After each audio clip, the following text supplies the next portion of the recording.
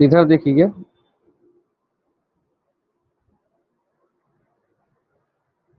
Science का जो topic है बेसिक साइंस को देखेंगे। हालांकि नोट थोड़ा सा एडवांस है, लेकिन जो आपकी काम का है उसको मैं बताऊंगा। नर्वस सिस्टम में अभी तक हमने शरीर के अलग अलग फंक्शन देखे हैं और फंक्शन के हिसाब से उनके अंग है उसके कार्य देख रहे हैं। उसमें पाचन तंत्र देखिए, पाचन के बाद हमने देखा है श्वसन कैसे होता है, श्वसन के बाद हमने कल दो चीजें देखी है, एक मानव का हृदय कैसे काम करता है ना, और उसके बाद देखा है रक्त और रक्त समूह। ये अगला टॉपिक है, इसको हमको सबसे बेसिक टॉपिक माना जा सकता है, नर्वस सिस्टम। और नर्वस सिस्टम का सीधा सीधा कनेक्शन होता है कि हम किसी चीज को, नर्वस मतलब नस, है ना, हम किसी चीज को नियंत्रण कैसे रखते हैं। एक मनुष्य अपने शरीर को नियंत्रित नियंत्रित करने के लिए किस तत्व का, किस अंग का उपयोग करता होगा, तो सबसे प्रमुख अंग होता है मस्तिष्क। आप समस्त चीजों को किससे नियंत्रित करते हैं? मस्तिष्क से, है ना। तो मानव बुद्धि, बुद्धि यानी इंटेलिजेंस, इंटेलिजेंस एक अभौतिक कॉन्सेप्ट है और मानव मस्तिष्क एक भौतिक अवधारणा है जो इंसान के अंदर यहाँ पर है। इसको क्या क्या चीजें मस्तिष्क के भाग होते हैं इसमें मुख्य रूप से जानना होता है कि एक नर्वस सिस्टम या पूरे तंत्रिका तंत्र में, कभी कभी आप हॉस्पिटल गए होंगे तो एक मानव का कंकाल होता है और पूरे नस शरीर के देखे होंगे आप लोग, पूरा नर्वस सिस्टम को इमेज में दिखाया भी जाता है। तो मस्तिष्क से लेकर के पूरे नस कैसे काम करते हैं, उसके कौन कौन से अंग होते हैं, और इनका स्पेशली अध्ययन किया जाता है। जैसे हार्ट का अध्ययन किया जाता था, देखिए हार्ट के अध्ययन करने वाले को क्या कहा जाता है? क्या? कार्डियोलॉजिस्ट। वैसे ही इसका भी एक रिसर्च होता है। हाँ, इसी में एक चीज लिखेंगे आप लोग कि अध्ययन के बारे में कि आपके काम का है कि किसी भी विषय का विज्ञान में जो अध्ययन कहलाता है, हर चीज का एक अध्ययन होता है और उस अध्ययन को अलग अलग नाम से जाना जाता है। तो आपको एक भी कहना कि 50 ऐसे सेक्शन मिलेंगे जो रिसर्च के अध्ययन के रूप में माना जाता है। जैसे कि किसी भी व्यक्ति के नर्वस सिस्टम का अध्ययन करने वाला या तंत्रिका विज्ञान को जानने वाला क्या कहलाता है? न्यूरोलॉजी। न्यूरोलॉजी कहलाता है। न्यूरोलॉजी में ही नसों का अध्ययन किया जाता है। आपको कोई भी नस से संबंधित परेशानी होगी तो आप कौन से डॉक्टर के पास जाते हो? तंत्रिका तंत्र से संबंधित है तो न्यूरोलॉजिस्ट के पास जाते हैं। नस से प्रॉब्लम होगा तो नस के से तात्पर्य है कि बुद्धि से लेकर, मस्तिष्क से लेकर के, रीढ़ की हड्डी से लेकर के जो बात भी होता है ना, वात रोग, वो किससे संबंधित है? नसों से संबंधित है। तो आप कहाँ पर जाएंगे? न्यूरोलॉजी के पास जाएंगे। तो नीचे एक और बात कही गई है, शरीर, मानव शरीर में जितने भी अंग है उनका संचालन भी कौन करता है, समन्वय भी कौन करता है? तो हम अपने ही शरीर के नर्वस सिस्टम से ही उसका संचालन भी करते हैं, शरीर को चलाता भी है। जैसे मैं बोल पा रहा हूँ, हाथ हिला पा रहा हूँ, आप बैठकर सुन पा रहे हैं, बैठना उठना आना जाना, आपको शरीर को कमांड कौन दे रहा होगा? कमांड देने वाला कौन है? मस्तिष्क। मस्तिष्क ही शरीर के अंगों को क्या करता है? कमांड देता है, उस हिसाब से कार्य होता है।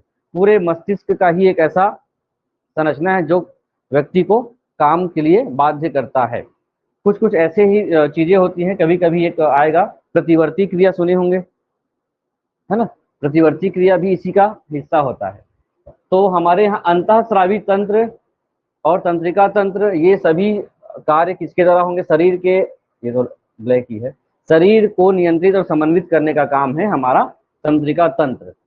तो यहाँ पर देखिए, तंत्रिका तंत्र के हिसाब से ये पेज सही पूरा कॉपी हुआ है कि नहीं, इसको एक दूसरे पीडीएफ से देख लेते हैं। मानव मस्तिष्क को पढ़ना है मुख्य रूप से, और मानव मस्तिष्क ही आपके काम का चीज होगा। अभी शुरू हुआ है, कहाँ छुट्टी होगा। मानव मस्तिष्क पढ़ना है तो इसको देखें, किसी भी व्यक्ति का जो तंत्रिका तंत्र है उसको कैसे बांटा गया है, ये एक आपकी कॉपी में होना चाहिए, पूरा सार है ये, और यहीं से आपके टॉपिक खत्म भी हो जाएंगे। ऐसा भी है, चीजों को अगर ध्यान से समझते जाएंगे तो यहीं से आपका टॉपिक खत्म हो जाएगा। नर्वस सिस्टम को 3 भागों में बांटा जाता है। पूरे नर्वस सिस्टम को 3 भागों में बांटा जाता है। पहला तो है केंद्रीय तंत्रिका तंत्र, जो सबसे महत्वपूर्ण होता है, केंद्रीय तंत्रिका तंत्र। केंद्रीय तंत्रिका तंत्र में अलग अलग फिर संरचनाएं बनी हुई है, जिसमें ब्रेन और स्पाइनल कॉर्ड आता है। उसके बाद होता है परिधीय तंत्रिका तंत्र, और तीसरा है स्वायत्त तंत्रिका तंत्र। इसमें अधिकतर जो सामान्य विज्ञान के हिसाब से आपको सिलेबस भी होता है तो केंद्रीय तंत्रिका तंत्र ही पूछा जाता है ना। ये आपके लिए सबसे प्रमुख टॉपिक होगा। केंद्रीय तंत्रिका तंत्र के हिस्से में, जहां तंत्रिका तंत्र नर्वस सिस्टम के 3 हिस्से हैं, केंद्रीय तंत्रिका तंत्र, परिधीय तंत्रिका तंत्र और स्वायत्त तंत्रिका तंत्र। इसमें सभी चीज को छोड़ दिया जाता है और केवल आपके जीएस के हिसाब से क्या पढ़ना होगा, केंद्रीय तंत्रिका तंत्र, जो सिलेबस है जिसको हम लोग सीधा बोलते हैं मानव का मस्तिष्क। सेंट्रल नर्वस सिस्टम में 2 भाग इसके बांटे गए हैं। एक भाग होता है मानव का ब्रेन और एक होता है मेरुरज्जु। आपने मानव मस्तिष्क को समझा होगा, आपकी बुद्धि कहाँ है, दिमाग कहाँ काम करता है, तो हम लोग बोलते हैं दिमाग यहाँ है। यहाँ नहीं होता दिमाग, आपकी मस्तिष्क की संरचना जो है यहाँ है, पीछे की ओर है, और वो पीछे गले के सर्वाइकल से होते हुए नीचे तक कनेक्ट हुए, जिसको हम लोग क्या बोलते हैं, स्पाइनल कॉर्ड कहा जाता है इसको। तो मस्तिष्क को आपको स्पेशली पढ़ना होगा, तो उसके बाद उसमें मेरुरज्जु का भी एक भूमिका होती है, उसको भी समझना होगा। तो आप केवल इसी का इमेज बना लीजिए मस्तिष्क का। मस्तिष्क के 3 प्रकार होते हैं, वहां पे आ जाते हैं। मस्तिष्क के 3 प्रकार होते हैं, उसको लिखेंगे आप। एक होता है अग्र मस्तिष्क, मस्तिष्क के 3 प्रकारों में बना लीजिए, अग्र मस्तिष्क, उसके बाद मध्य, और होता है पश्चिम मस्तिष्क। आपका ग्राफ सही सही बनना चाहिए, ये आपके लिए बहुत कॉन्सेप्चुअल चीज है कि कैसे हमारा मस्तिष्क का, और सबके काम है वही आपका सेंट्रल नर्वस सिस्टम खत्म है। फिर आपका नर्वस सिस्टम 3 तरीके से होता है, ठीक है। पहला चीज था केंद्रीय तंत्रिका तंत्र, उसके 2 भाग बनाए होंगे। एक भाग होगा आपका मस्तिष्क, दूसरा होगा मेरुरज्जु। हम मेरुरज्जु के कोई और भाग नहीं, उसको वहीं छोड़ दिए। अब मस्तिष्क के 3 हिस्से हैं, सामने का मस्तिष्क, मध्य का मस्तिष्क और पीछे का मस्तिष्क। तीनों को लिखने के बाद अब वर्गीकरण होगा आपके मस्तिष्क का। जो सामने का मस्तिष्क है उसको भी 3 भाग में बांटा गया है। अग्र मस्तिष्क के भी 3 हिस्से हैं, उसको कहा जाता है घ्राण पिंड, उसके बाद है सेरिब्रम, इसको ऐसा भी लिख सकते हैं सेरेब्रम, और तीसरा है डाइनसेफेलान। डाइनसेफेलान ये अग्र मस्तिष्क के भाग हैं। ये आपको थोड़ा सा डीपली हो सकता है आपके लिए, लेकिन आपको जो कॉमन चीजें हमेशा ध्यान रखनी होगी वो आपको सामान्य विज्ञान के तहत पढ़ना होगा, इसलिए मैं इसको आपको लिखने बोल रहा हूँ, ताकि जब इसका कार्यशैली या काम आए तो आप उसी में आप लिख सकते हैं। मस्तिष्क के कितने भाग हैं? 3। अग्र मध्य पश्च, अग्र के कितने भाग? 3, है ना। और सबके स्पेशली अलग अलग काम है, वही आपके सामान्य ज्ञान का प्रश्न है, इसी के कार्य को बस पढ़ना होगा। उसके बाद जो आपके मध्य मस्तिष्क है, मध्य मस्तिष्क के और दूसरे प्रकारों को नहीं पढ़ना है। तीसरा जो हिस्सा होता है पश्चिम मस्तिष्क। पश्चिम मस्तिष्क के 2 भाग कौन कौन से? अनुमस्तिष्क और मस्तिष्क स्टेम।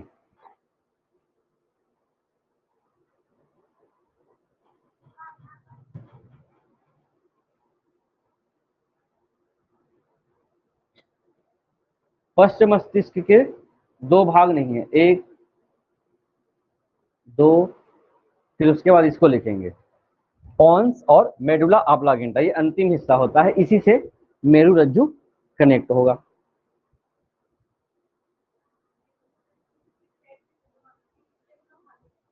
है? इसी का पश्च का है। पीछे के हिस्से का भाग है। 1 2 3 सुधार। सबके कार्य देखें, हम बाकी तंत्रिका तंत्र को छोड़ भी दें या उसके कार्यशैली को एक बार देख लेंगे तो ध्यान से कॉन्सेप्ट भी रहेगा। प्रकारों को देख लीजिए, वैसे ही इनका जो हिस्सा है मेरुरज्जु का, मेरुरज्जु, तो इसका परिधि तंत्रिका तंत्र को भी 2 भागों में बांटा जाता है, कपालिक और मेरुज्जु। स्वायत्त का भी दो भाग है, अनुकंपी परानुकंपी। ये इतने आप डीप इमेजिंग सामान्य विज्ञान में नर्वस सिस्टम में सेंट्रल नर्वस सिस्टम को ज्यादा ही पूछा जाता है। तो आप शुरू करें, बस बेसिक जानकारी इस पे रखते जाएं, क्या इसमें कहा जा रहा है। सेंट्रल नर्वस सिस्टम को आप थोड़ा सा लिख लेंगे, आखिर किसी व्यक्ति का जो मस्तिष्क है वो किससे बना होता है। आपका जो बुद्धि है, दिमाग है, उसकी संरचना की बात की जा रही है। किसी व्यक्ति का मस्तिष्क जो होता है, जिसको हम लोग क्या बोलते हैं, केंद्रीय तंत्र, न्यूरॉन। न्यूरॉन एक ऐसा संरचना है जो मानव के मस्तिष्क को बहुत सारे प्रतिक्रियाओं के लिए बाध्य करता है। न्यूरॉन की संरचना, लिखित पेपर में न्यूरॉन की संरचना अधिकतर पूछी जा सकती है। एक इसमें है इमेज, इस प्रकार से बना होता है न्यूरॉन। तो सेंट्रल ऐसे ऐसे बना होता है न्यूरॉन की संरचना। ग्रे मैटर्स और श्वेत मैटर्स, क्योंकि आप, मैं फिर से वही रिपीट करूंगा, ये आप लोगों को जोर किस पे लेना है। न्यूरॉन की जो स्थिति है, न्यूरॉन से जुड़ा हमारा केंद्रीय तंत्रिका तंत्र है, उसका जो बनावट होता है दो प्रकार से लिक्विड से बना होता है। आप लोगों को ये भी जानना जरूरी है कि जो मस्तिष्क है संयोजी ऊतक है। जैसे हार्ट, हार्ट रक्त, ब्लड, ब्लड भी क्या था, संयोजी ऊतक, बहुत सारे चीजों से मिलकर बना हुआ एक ऊतक है। तो बना कैसे है,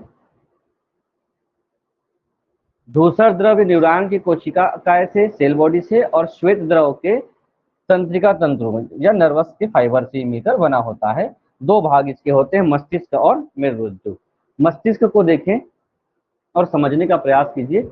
ये है किसी भी व्यक्ति के मस्तिष्क के बारे में आकार है, संरचना है, पूरा कॉन्सेप्ट देखें कहाँ से ये उसका मस्तिष्क कनेक्ट हुआ होगा। आप लोगों का सिर दर्द होता है, नहीं बोलते, होता है, कभी कभी हो जाता है, अभी पढ़ाई करेंगे तो होगा। तो यहाँ से लेकर के इस स्थिति से लेकर के इस प्रकार की संरचना आप लोगों को दिखेगा। यहाँ से आप ध्यान से देखेंगे, यहाँ से एक निकला हुआ उभरा हुआ हड्डी के जैसे संरचना दिख रहा है, इसी को आगे जाकर के ये और क्या कहलाता है, मेरुरज्जु कहलाता है। तो पूरे मस्तिष्क की संरचना में आप फिर से इसमें उलझने का काम ये नहीं है कि आपको क्या क्या कैसे कैसे है, आपके तीन हिस्सों को अच्छे से समझना है, तीनों हिस्से के काम को समझना है। आप सामान्य रूप से देखिए, हर व्यक्ति का जो मस्तिष्क होता है उनका कुछ ना कुछ वजन होता है। तो अगर वजन की बात करें तो एक मस्तिष्क का वजन लगभग 3 पाउंड, या हम किलोग्राम या ग्राम में देखें तो 1.3 kg, ग्राम में देखें तो 1300 से 1400 ग्राम, या सामान्य रूप से देखें 1.5 किलो। अब 1.5 किलो का तात्पर्य है कि आपका जितना वजन है उसका 2% पूरे शरीर संपूर्ण भार का लगभग 2% होता है। इस मुख्य रूप से आपके मस्तिष्क का काम क्या है, क्योंकि नर्वस सिस्टम तो सब जगह फैला हुआ है, सभी को कमांड देने का काम ये करता है, लेकिन मुख्य कार्य ये होता है कि ये कमांड देता है तो सूचना प्राप्त करता है और सूचना को प्रोसेस करता है और सूचना को आउटपुट करता है। जैसे कंप्यूटर समझते हैं, पहले मस्तिष्क बना तभी तो कंप्यूटर बना है। तो मस्तिष्क का काम क्या करता है, आप क्या कर रहे हो, भी मेरी बातों को सुन रहे हो, तो आप ग्रहण कैसे कर रहे हो, कान के माध्यम से। कान को कमांड कौन दे रहा होगा, मस्तिष्क के द्वारा सूचना आपको कान कार्य कर रहा है, तो कार्य को कार्य करने के लिए बाध्य कौन कर रहा होगा, मस्तिष्क कर रहा है। उस सूचना को लेकर के वो प्रोसेस करता है कि आखिर वो क्या जानकारी आप सुन रहे हो। उसको सुनने के बाद या तो समझ बनती है या फिर कुछ विचार व्यक्त करना होगा, तो आप किसको कमांड देंगे, बोलना होगा तो मुंह को कमांड देंगे। तो सूचना का आदान प्रदान करता है, मस्तिष्क के शरीर के टेम्परेचर को बना के रखता है, बहुत मेजर काम है इसका। और भूख नियंत्रण रखता है, अगर आपको लगे कि खाना खाना है नहीं खाना है तो ये बहुत सारी चीजों को कंट्रोल कर सकता है। मस्तिष्क ही ऐसा है जो आपको सकारात्मक नकारात्मक सोचने के लिए मजबूर करता है। और इसका जो सुरक्षा की बात आती है, कोई मस्तिष्क सुरक्षित कैसा होता है, तो हमारे यहाँ जो कैल्शियम की संरचना बनी हुई है मस्तिष्क के चारों ओर, जिसको हम लोग बोलते हैं क्रेनियन। क्रेनियन नाम का जो हड्डी होता है जो पूरे मस्तिष्क को सुरक्षित रखता है। और एक बार इस संरचना पर आघात लग गया तो किसी भी व्यक्ति के मस्तिष्क पे आघात लगता है तो एक काम भूल गया वो। पहला चीज क्या हो गया, आदान प्रदान, सूचना को आदान प्रदान करने का जो सिस्टम था वो प्रभावित हो जाता है। तो यहीं से फिर ध्यान रखना पड़ेगा कि आपको कभी कभी सिर पर लगने वाले चोटों से क्या चीजें हो सकती है, तो ऊपर जो काम है वो काम खत्म हो जाएगा।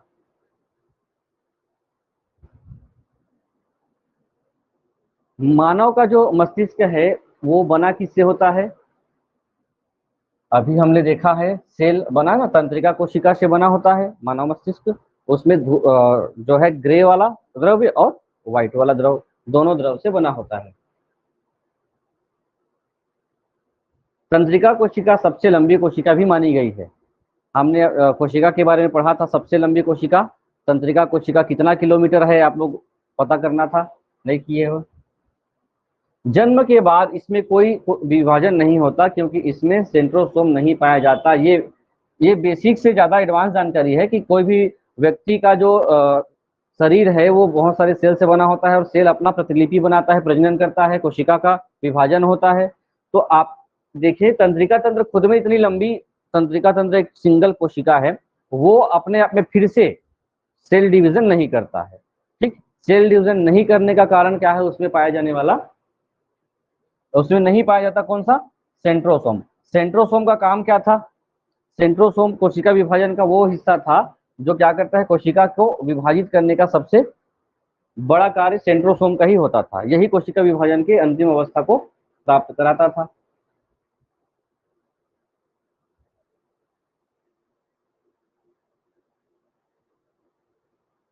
ये एडवांस जानकारी हो सकती है बार बार, लेकिन आप लोगों को थोड़ा समझना होगा। मस्तिष्क और मेरुरज्जु दोनों ही क्या है, संयोजी ऊतक है। मस्तिष्क और मेरुरज्जु दोनों ही संयोजी ऊतक है। और इनको जब हम संरचना को समझते हैं, कैसे कैसे इसकी परतें ढकी हुई होंगी, बहुत सारे ऐसे लेयर में बटा हुआ है, तो लेयर का नाम आप चाहे तो लिख सकते हैं या फिर कोई आवश्यकता नहीं होगी, खासकर सामान्य विज्ञान के हिसाब से। ये बना कैसे है, आप लोगों को विशिष्ट विज्ञान पढ़ाना था, है ना, इसको अब उस हिसाब से वैकेंसी के हिसाब से अब मैं थोड़ा सा डाइवर्ट हो रहा हूँ इसमें।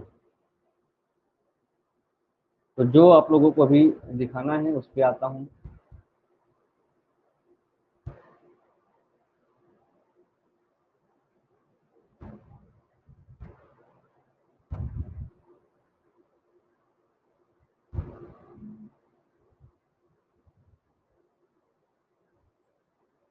ये है न्यूरॉन।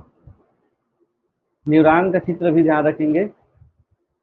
न्यूरॉन किसको कहते हैं, जो हमारा जो तंत्रिका तंत्र है, न्यूरॉन में जो हमारा तंत्रिका तंत्र है जिससे हम सूचनाओं को आदान प्रदान करते हैं, जो भी कमांड आता जाता है, वो कार्य करने का जो जिम्मेदार कोई है तंत्रिका तंत्र में, तो वो है न्यूरॉन। और न्यूरॉन की संरचना में भी सबके कार्य फिर निहित है। कौन सा केंद्रक होता है, यहाँ पे एक केंद्रक पाया जाता है जिसको हम लोग न्यूक्लियस के नाम से जानते हैं, केंद्रक। यहाँ पर एक्सॉन का भी काम कभी कभी पूछा जा सकता है, तो आपके सब्जेक्ट के हिसाब से बहुत कम संभावना है। तो न्यूरॉन किससे संबंधित है ये ध्यान रखेंगे, न्यूरोलॉजी अर्थात तंत्रिका तंत्र का सबसे महत्वपूर्ण दोनों तंत्र है। इसको क्या लिखा गया है, संरचनात्मक और कौन सी इकाई, क्रियात्मक इकाई, यही दोनों के लिए उत्तरदायी होता है न्यूरॉन। जो शब्द आ जाए तो ध्यान रखें।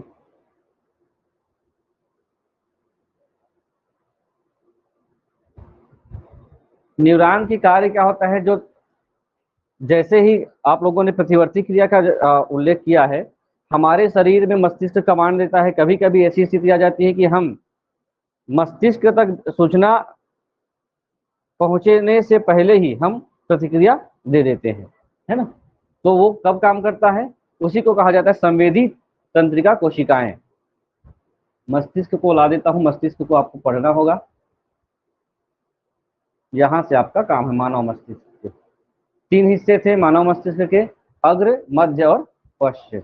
यहाँ पे देख लेंगे एक इंसान का मस्तिष्क, अब इधर मुंह है इसका, मान के चलो मस्तिष्क का फेस किधर है, इस तरफ है।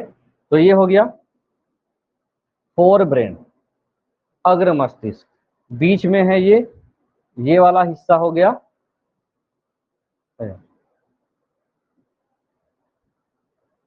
ये पूरा येलो वाला हिस्सा क्या कहलाता है? अग्र मस्तिष्क। यहां तक पीछे तक भी फैला है ना, ये कहलाता है मध्य, और ये कहलाता है पश्चिम मस्तिष्क। अब सिर किधर है, किधर देख रहा है, ये मैटर नहीं है, आपको ध्यान रखना होगा ऊपर का हिस्सा अग्र, मध्य का मध्य, और नीचे का नीचे। पहले मस्तिष्क के बारे में अब आपकी कॉपी में थोड़ा सा लिखते जाएंगे। उसका जो संरचना होगा, 3 हिस्से में ये बटा हुआ है। एक होता है घ्राण पिंड, उसके बाद सेरेब्रम और डायसेफिलॉन। अग्र मस्तिष्क का भाग है, 3 भागों में ये बांटा गया है।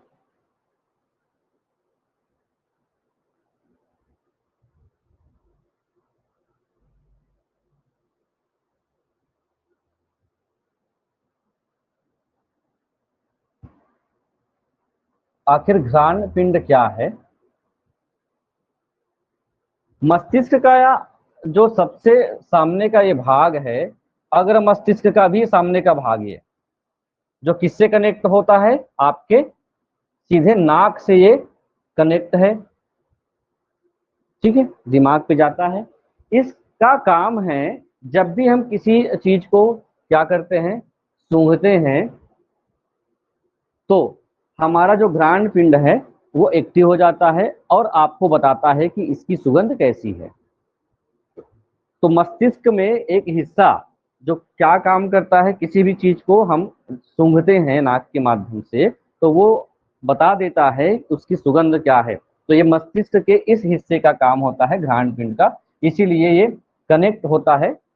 कनेक्ट कहने का मतलब सीधा सीधा यही कार्य करता है तुरंत। मनुष्य का जो सूंघने की क्षमता है, उससे ज्यादा किसका है, डॉग का या कुत्ते का जो घ्राण पिंड है वो बहुत ज्यादा सेंसिटिव होता है, संवेदनशील होता है। आप लोगों को पता होगा, इसी सूंघने की क्षमता के कारण से उनको किस पे रखा जाता है, पुलिस सेवा में रखा जाता है।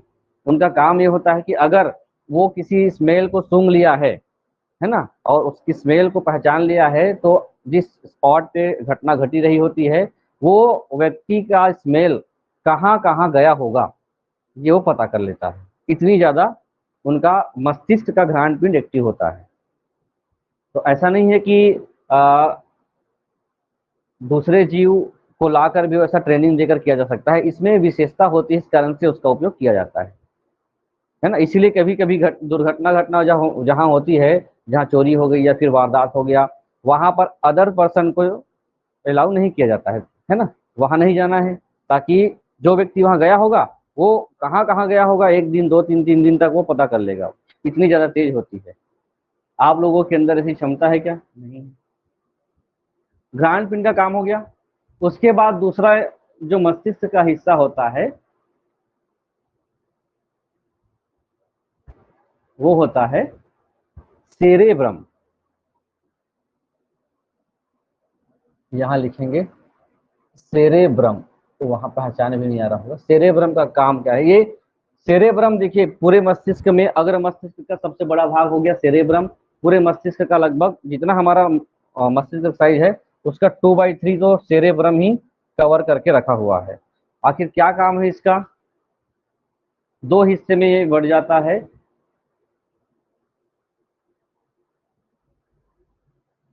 एक लेफ्ट और एक राइट। जैसे ही सेरेब्रम की बात करते हैं, ये हमारे शरीर को 2 भागों में बांटता है। पहला जो हिस्सा होगा दायां, दायां भाग है हमारे शरीर के बाएं भाग का, हिंदी में प्रमस्तिष्क कहते हैं, ये भी ध्यान रखेंगे। लिखा है ना उधर? नहीं लिखा है, सेरेब्रम होता है प्रमस्तिष्क। 2 हिस्से होते हैं, लेफ्ट और राइट। जो लेफ्ट होगा वो राइट शरीर के हिस्से का नियंत्रण करेगा, और राइट होगा वो लेफ्ट हिस्से का शरीर का नियंत्रण करता है। ये बिल्कुल ध्यान रखेंगे, हमारे शरीर को नियंत्रित करने का काम नर्वस सिस्टम, और जिसका हिस्सा एक मस्तिष्क भी है, नर्वस सिस्टम का हिस्सा है। कुछ बातें लिख रहे हैं तो जो काम का है उसको आप लोग लिख सकते हैं। इसको देखिए, ये जो बिंदु होगा ये सामान्य ज्ञान का एक महत्वपूर्ण हिस्सा है। हमारे शरीर का जो उस प्रमस्तिष्क का काम है वो किस तरीके से काम करता है, जो 2 भागों में बटा है, उसके 4 हिस्से हैं। आप केवल एक ही हिस्सा समझिए, प्रमस्तिष्क को ही समझ जाइए। प्रमस्तिष्क क्या काम करता है? आप अगर कुछ कार्य करना चाहते हो, अपनी इच्छा से काम करना चाहते हो, तो प्रमस्तिष्क ही कमांड करेगा। या अनजाने में भी आपके हाथ पर, जैसे आपको पलक जो होता है वो ऐच्छिक क्रिया है कि अनैच्छिक क्रिया है? पलकों का झपकना ऐच्छिक है कि अनैच्छिक है? पलक का आपकी इच्छा से होगा वो ऐच्छिक, और आपकी इच्छा से ना हो वो अनैच्छिक। ऐसे करके ऐसे कर दूंगा तो पलकें बंद हो जाएंगी, आपकी इच्छा से तो नहीं हुआ। छींकना, छींकना क्या है? अनैच्छिक है। तो वो चीजों का नियंत्रण ये सेरेब्रम करता है। दूसरा चीज, आप जो स्पीच एरिया अर्थात बात बताने वाली जो है, कुछ क्रिएटिविटी आइडियाज आ रहे हैं, आप कुछ काम कर रहे हो, आपके विचार आ रहे हैं, आपके शरीर का जो ताप है, शरीर में ताप का अनुभव, स्पर्श का अनुभव, दर्द का अनुभव, स्वाद का अनुभव, शरीर का कौन हिस्सा करता है? प्रमस्तिष्क ही आपको बताता है कि आपके शरीर में दर्द हो रहा है, आपके शरीर का ताप कम है ज्यादा है, यही बताता है। तो ये हो गया टेम्पोरल। टेम्पोरल का मतलब होता है सुनने का काम है, किसी बात को समझने का, सुगंध का ज्ञान। इसको भी प्रकाश की संवेदना, प्रकाश की संवेदना को भी हमारा मस्तिष्क नियंत्रित करता है। कभी कभी आप क्या है, ऐसी जगह पर हैं जहां पर धूप कम है, और जैसे ही आप किसी बहुत ज्यादा धूप पे जाते हो तो ऐसे करते हो, ये क्या होता है? या फिर आंख का समंजन क्षमता क्या हो जाता है, थोड़ा सा आंख बंद होने लगती है, तो वो कमांड कौन करता है? वो आपकी प्रमस्तिष्क। सबसे ज्यादा कार्य होता है हमारे शरीर के प्रमस्तिष्क का, क्योंकि ये खुद में ही बहुत बड़ा मस्तिष्क का हिस्सा है। लिख लिए।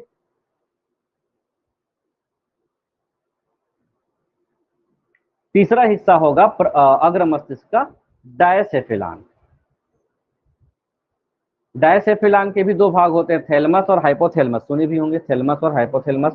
तो डायसेफिलान का काम जो होगा उसको भी जाने।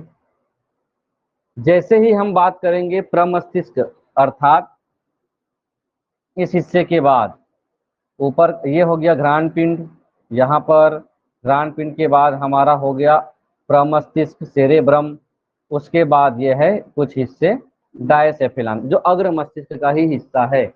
2 प्रकार के इसके भाग होते हैं, थैलमस और ये हो गया थैलमस, और ये हो गया हाइपोथैलेमस। काम क्या है, रिपीट करूंगा जल्दी जल्दी।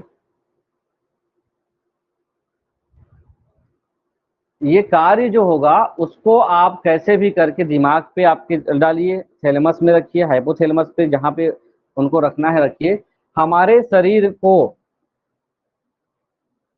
आंतरिक वातावरण को नियंत्रित करने का जो यूनिट होता है वो होता है, क्या लिखे थे? डायसेफिलान। डायसेफिलान भी बोला जाता है। 2 सेफिलान होते हैं, थैलेमस और हाइपोथैलेमस। इसकी वजह से हाइपोथैलेमस जो का जो हिस्सा होगा हाइपो का, उसका काम होगा हम जो खाते हैं या पानी पीते हैं या गुस्सा करते हैं या आपके इमोशंस हैं, भावनाएं, गुस्सा, ये कौन करता है? इसको हाइपोथैलेमस करता है।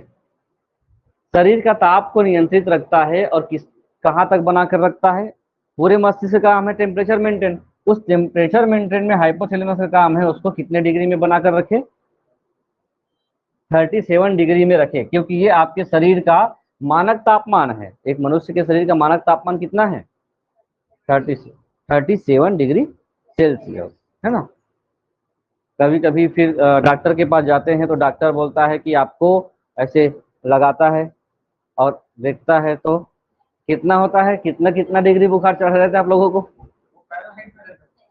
वो बुखार आपको 100 डिग्री नहीं रहता भाई।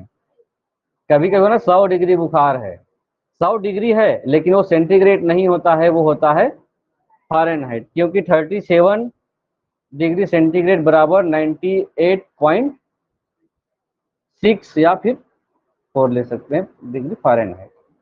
ये इसके बराबर होता है। आपको अभी फिजिक्स में आएगा, यही सामान्य ज्ञान है, वही सब चीजें कि आपको केल्विन को बदलना है किसमें, फ़ारेनहाइट में, फ़ारेनहाइट को सेंटीग्रेड में बदलने का जो तरीका होता है, एक फार्मूला होता है, उस फार्मूले को याद रखना पड़ेगा। ठीक, उसके बाद हार्ट का जो नियमन करता है यही करता है। सोना है, नींद आ रहा है आपको, तो कौन कमांड देगा सोने के लिए, हाइपोथैलेमस ही देता है।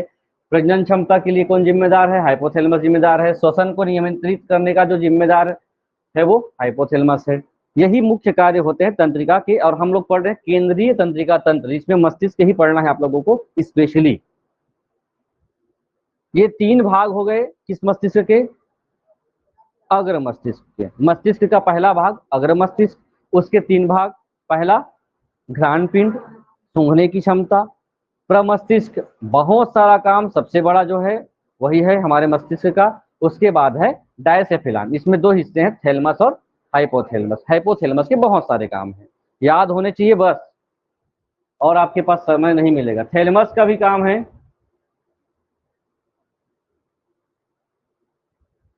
हाँ ये लिख लीजिए। हाइपोथैलेमस में ऊपर का हिस्सा, हमारे शरीर में अंतःस्रावी ग्रंथियां भी होती है ना, ग्लैंड होता है, जिसमें से एक पीयूष ग्रंथि होती है जो हमारे मस्तिष्क को जनरेट करती है। यहाँ से बहुत सारे हार्मोन्स का स्रावण होता है, तो वो उसका नियंत्रण करता है हाइपोथैलेमस। और थैलेमस का मुख्य कार्य क्या होता है, पीयूष ग्रंथि को मास्टर ग्रंथि कहा जाता है, सुने होंगे ना, तो मास्टर ग्रंथि मस्तिष्क का ही हिस्सा है। उसके बाद आता है पीनियल ग्रंथि। पीनियल ग्रंथि किसका भाग है, पीनियल ग्रंथि थैलेमस का हिस्सा है।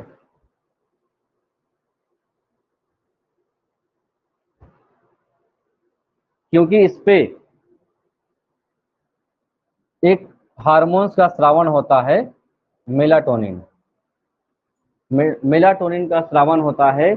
अगर आपके शरीर में मेलाटोनिन कम होता जाएगा तो आप जागते जाएंगे, नींद नहीं आएगी आप। तो नींद आने के लिए आपको कौन सा, ये हार्मोन्स का स्रावण होना जरूरी है। ये हार्मोन्स अभी अभी वही देखेंगे हम, मानव शरीर में बहुत सारे हार्मोन्स, हार्मोन्स कहाँ होते हैं, ग्रंथियों में। और हर हार्मोन्स का अलग अलग कार्य है, किसकी कमी से क्या हो सकता है, यही है।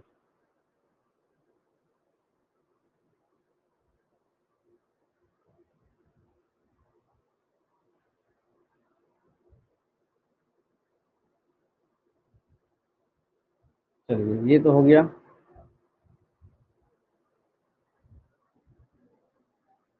इसके बाद है एक सेकंड जो लिखे थे, कौन सा मस्तिष्क, ये इतना ही इसमें है, मध्य मस्तिष्क। इसके बाद एक जरूरी है जो लिखेंगे, सेरेबेलम, जो हिस्सा है सेरेबेलम का।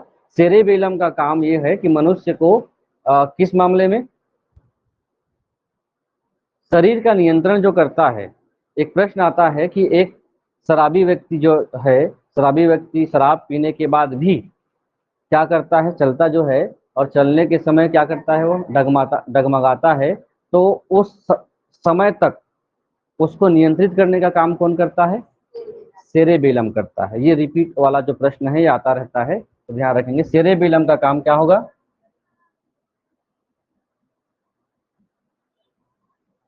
ज्यादा अब साइंस के हिस्से में होगा तो हम वन लाइनर क्वेश्चन को ऐसा पढ़ते भी जा सकते हैं, समय अगर बचना होगा तो। शरीर का क्या है ये, नियंत्रण करता है। उसके बाद था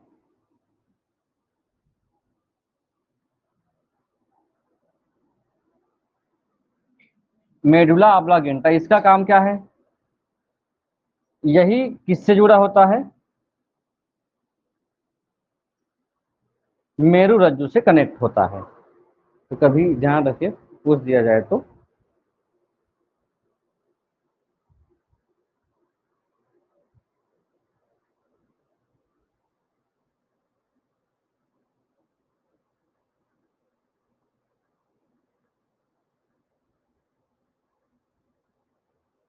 दूसरा टॉपिक जो है जल्दी से देख लेंगे।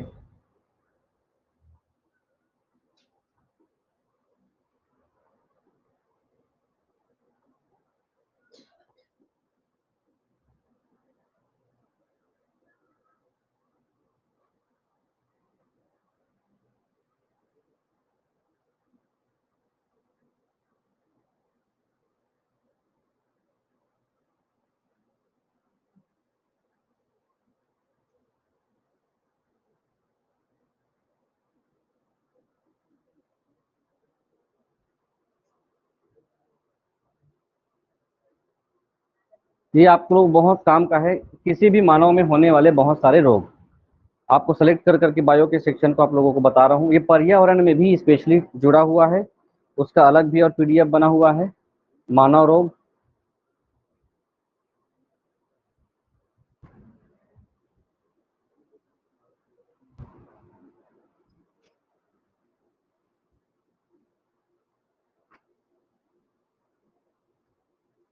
हेडिंग डालेंगे मानव रोग और उसमें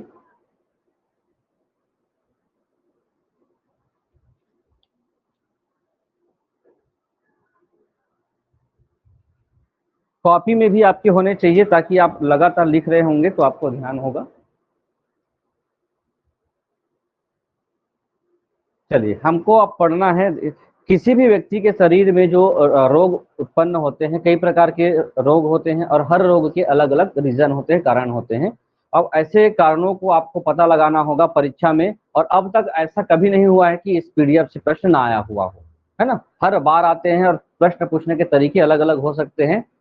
तो ध्यान रखेंगे, हर इंसान के अंदर जो रोग होते हैं वो कई कारणों से होते हैं और कारक होते हैं। उसमें सबसे ज्यादा जरूरी होता है, कौन कौन से कारक होते हैं। एक तो होता है जीवाणु रहित जनित, ठीक है। जीवाणु को हम लोग क्या कहते हैं? हाँ, बैक्टीरिया से होने वाले। एक और पीडीएफ है जो हम लोग पर्यावरण के परिप्रेक्ष्य में पढ़ेंगे, और है ना, जो पर्यावरणीय जो स्वास्थ्य वाला जो सेक्शन है, उसमें फिर बैक्टीरिया क्या है, बैक्टीरिया के से होने वाले रोगों का वर्णन उसमें फिर से आएगा। तो इसको जितना बेहतर ढंग से पढ़े रहेंगे, वहां भी आप लोगों को काम आएगा। तो जीवाणु या बैक्टीरिया से जनित रोगों में हम किसके किसके बारे में चर्चा करने वाले हैं, देखेंगे आगे। एक ओवरव्यू है ये, कि आपको पढ़ना किसके किसके बारे में है। बैक्टीरिया के बारे में पढ़ना है तो टाइफाइड हो गया, टीबी हो गया, हैजा हो गया, निमोनिया हो गया, टेटनेस। इसका अध्ययन किस हिसाब से करते हैं हम लोग? बैक्टीरिया या जीवाणु जनित रोग।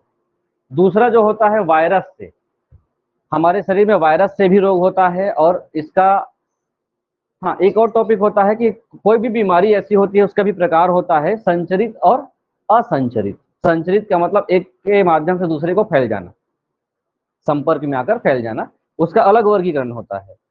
और असंचरित मतलब जिस व्यक्ति को कोई भी बीमारी है, उसके संपर्क में आने से भी, आसपास बैठने से भी वो रोग आपको नहीं होगा। तो उसका वर्गीकरण फिर से देखेंगे। यहाँ पर देखेंगे डेंगू, एड्स, रेबीज, कोविड-19, ये जुड़ा हुआ है। अभी वायरस से हुआ था कोविड, है ना। कौन सा वायरस है कोविड-19 में? और वायरस का नाम भी है, कोरोना वायरस तो है, हो गया वो, तो वायरस का मूल नाम हो गया।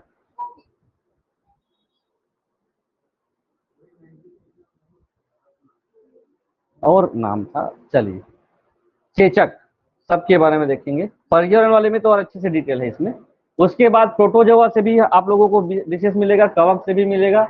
उसके बाद आपको ध्यान देना है, ऐसे बहुत सारे रोग होते हैं जो जेनेटिक होते हैं।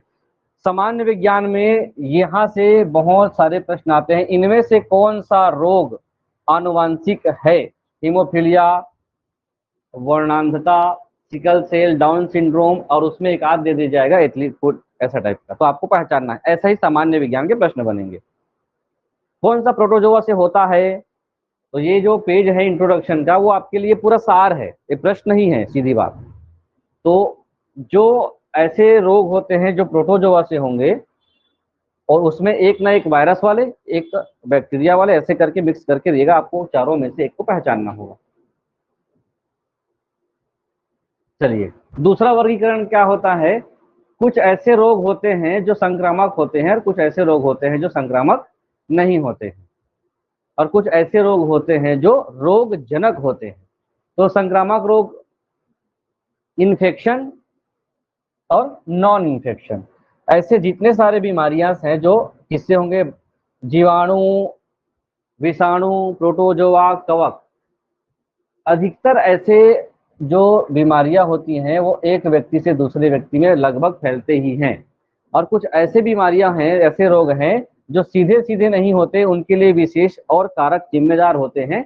जैसे जितने भी जेनेटिक डिसऑर्डर हैं, अनुवांशिक विकार हैं वो, या फिर कुछ ऐसे जीवन शैली जनित रोग जैसे मधुमेह है ना। मधुमेह ऐसा है कि गैर संक्रामक रोग है, वो किसी व्यक्ति को हो गए तो आपको संपर्क में आने से नहीं होगा, कभी नहीं होगा, ऐसा है। कुछ ऐसे रोग होते हैं जो सूक्ष्म जीव होते हैं, अचानक से आपके शरीर में प्रवेश करेंगे और आपको प्रभावित करेंगे। ठीक, तो 3 प्रकार से होते हैं, कौन सा संक्रामक है, कौन सा गैर संक्रामक है, इसको भी ध्यान रखेंगे। हम पहला टॉपिक डालेंगे किससे, बैक्टीरियल, जीवाणु के द्वारा होने वाले रोग। लिखेंगे सभी, चाहे वो रफ में लिखे चाहे आप किसी में लिखें, एक बार हाथ चलाइए। बिल्कुल,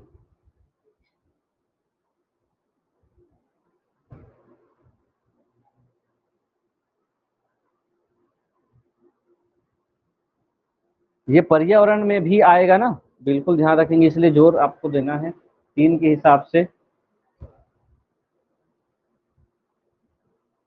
बैक्टीरिया क्या क्या होंगे देखिए, पहली बात तो बैक्टीरिया के इंट्रोडक्शन लिख लीजिए। बैक्टीरिया होते क्या हैं?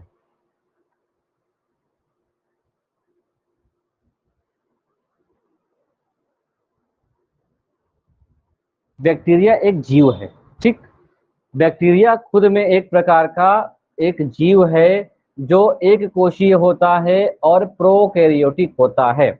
और एक कोशी, कोशिका पढ़ के आपको दिमाग में बैठ गया होगा कि एक कोशीय जीव और प्रोकैरियोटिक है, तो क्या इसमें केंद्रक पाया जाएगा? प्रोकैरियोटिक में केंद्रक नहीं पाया जाता है ना। तो बैक्टीरिया भी, आप लोग बैक्टीरिया, साइनोबैक्टीरिया, ऐसे तो एग्जाम्पल पढ़ रहे थे ना, अमीबा बैक्टीरिया, साइनोबैक्टीरिया। तो जब इंसान की बात करें, मानव की बात करते हैं, तो बैक्टीरियल इन्फेक्शन क्या होगा? जब हम बैक्टीरिया की बात करेंगे तो ये सभी जगह उपलब्ध रहते हैं। हवा में बैक्टीरिया घूम रहे हैं, पानी में बैक्टीरिया पाया जाता है। बैक्टीरिया के कई प्रकार हैं, जिसमें हवा में घुलने वाले, पानी में चलने वाले, भोजन में पाए जाने वाले बैक्टीरिया, या फिर किसी व्यक्ति के शरीर में कोई घाव है, ठीक, घाव बन गया होगा, उस पर देखे होंगे बहुत सारे ऐसे लोग होते हैं जो घाव संरचना बढ़ा लेते हैं, उसके बैक्टीरिया होते हैं जो हो सकता है खुद में भी घातक हो और दूसरे को भी वो प्रभावित कर सके। तो आखिर ये करता क्या है? बैक्टीरिया हमारे लिए खराब है कि अच्छी बात है? आप लोगों को पता है ना, दही में भी बैक्टीरिया होता है। कौन सा?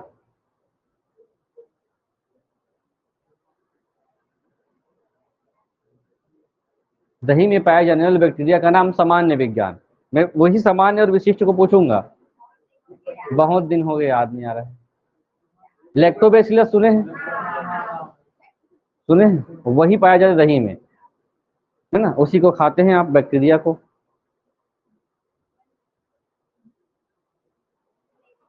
जो ऐसे बैक्टीरिया जो शरीर के लिए घातक होते हैं, उसमें जो श्रावण होता है, विषैले पदार्थ होते हैं जो हमारे शरीर को प्रभावित करते हैं। और इसके लिए आखिर बात किया जाए, आखिर बचाव कैसे किया जाता है, सुरक्षा कैसे अपनाई जाती है, तो यही देख लीजिए। हम क्या करते हैं, जांच में या तो ब्लड टेस्ट कराकर बैक्टीरिया की जांच कर लेते हैं, या फिर उसके कल्चर को, या फिर उसकी बलगम जांच, बीमारी के हिसाब से अलग अलग तरीके अपनाते हैं। साथ ही साथ बैक्टीरिया को मारने के लिए हम लोग एंटीबैक्टीरियल दवाई लेते हैं, जिसको हम लोग बोलते हैं एंटीबायोटिक्स।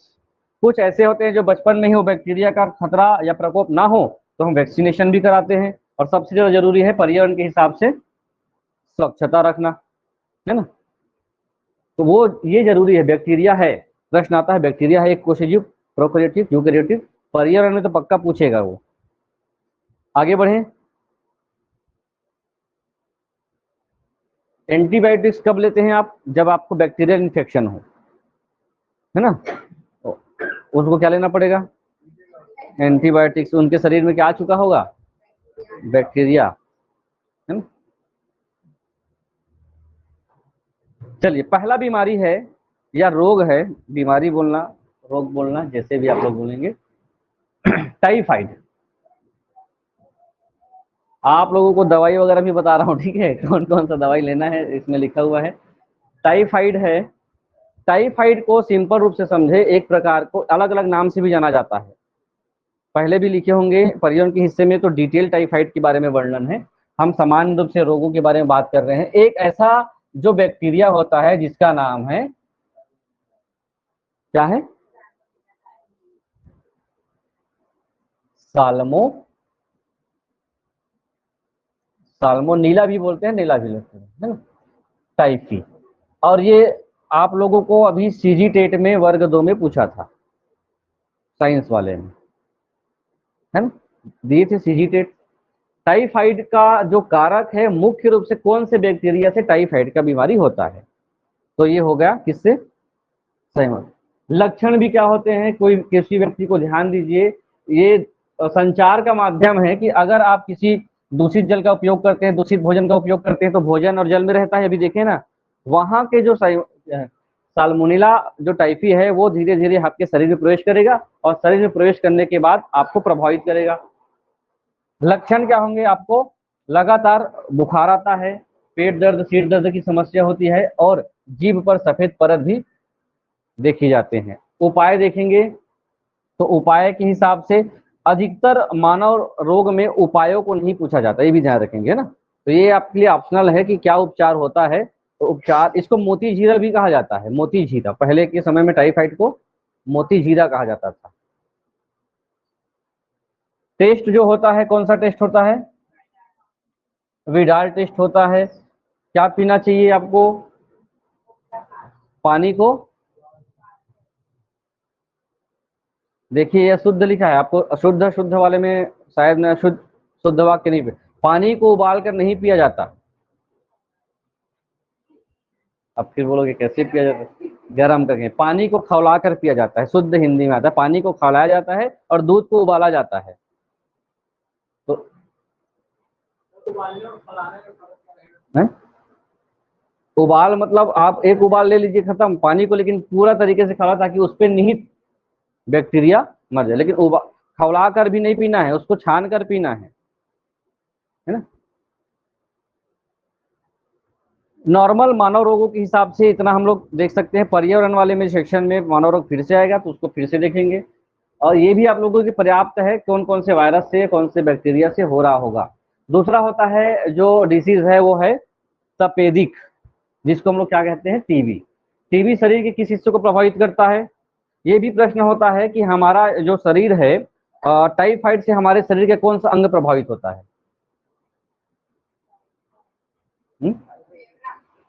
टाइफाइड से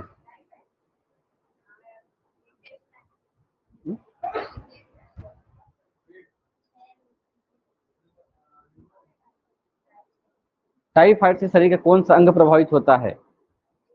हे भगवान, रिजल्ट आना चाहिए, बता दो मैं तुम लोग।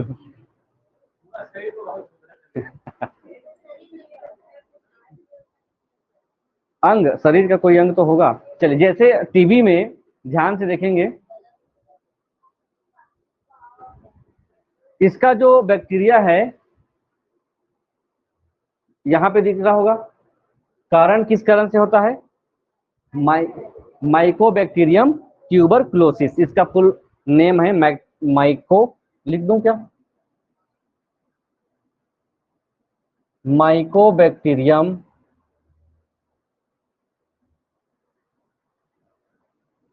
ट्यूबरक्लोसिस।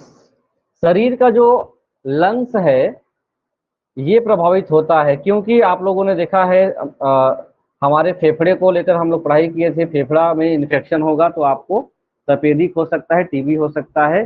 टीबी का मुख्य लक्षण होता है लगातार आपको क्या हो जाता है, 3 सप्ताह तक अगर खांसी होती है, खांसी में बलगम के साथ ब्लड आता है, शाम शाम को बुखार चढ़ाता है, या फिर वजन लगातार घट जाता है, तो आप ये लक्षण है आपके कि आपको भी ट्यूबरक्लोसिस हो गया है। और ट्यूबरक्लोसिस बैक्टीरिया देखिए इस प्रकार की संरचना में होते हैं जो शरीर के लंग्स को जगह जगह स्पॉट में जाके फंस जाते हैं और आपको खांसी होता है। उपचार अभी के समय में ये है कि आपको लोगों को उपचार के लिए डीओटीएस, डॉट्स का इलाज बताया जाता है कि डॉट्स का उपयोग करके ही अब हम टीबी को मुक्त कर सकते हैं। इसके लिए 9 महीना 6 महीने तक का कोर्स होता है, उसके लक्षण के हिसाब से 6 महीने तक बिना रुके आपको दवाई का सेवन करना होता है। ये इसके उपचार का हिस्सा होता है। कभी कभी बीसीजी का टीका बच्चों को लगाया जाता है ताकि उनको टीबी से सुरक्षा मिल सके। बीसीजी का टीका, बी का मतलब, सी का मतलब, जी का मतलब ध्यान रखेंगे। बताइए बी से।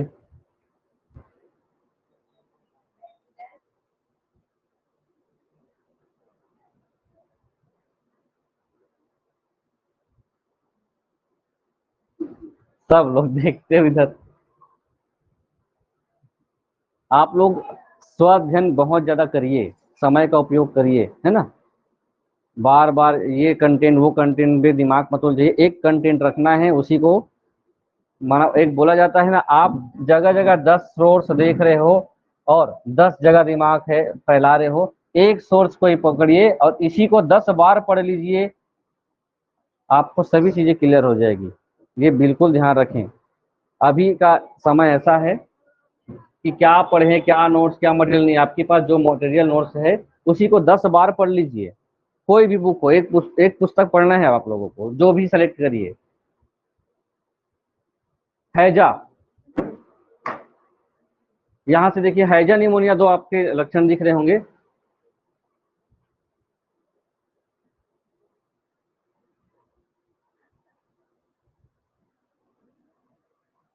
कभी कभी ऐसा लिख दे तो ये भी ध्यान रखेंगे, अंग्रेजी में आ जाता है। कोलेरा क्या है? कोलेरा एक डिसीज है जिसको हम लोग हैजा कहते हैं। ये अधिकतर कब होता है? जब आपके भोजन में या पानी में क्या होगा, कौन सा बैक्टीरिया है, बैक्टीरिया का नाम बड़ा कर देता हूँ तो आप लोगों को पता चल जाए।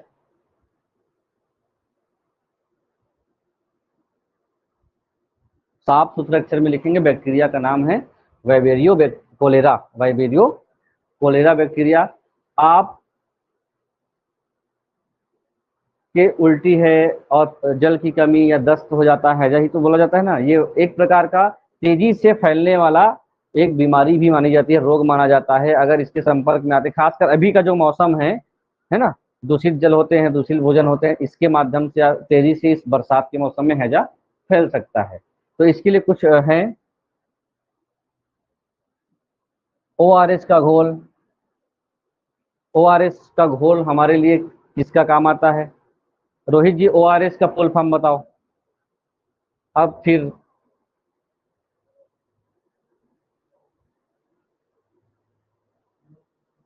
है, ORS का फुल फॉर्म बताओ, बताओ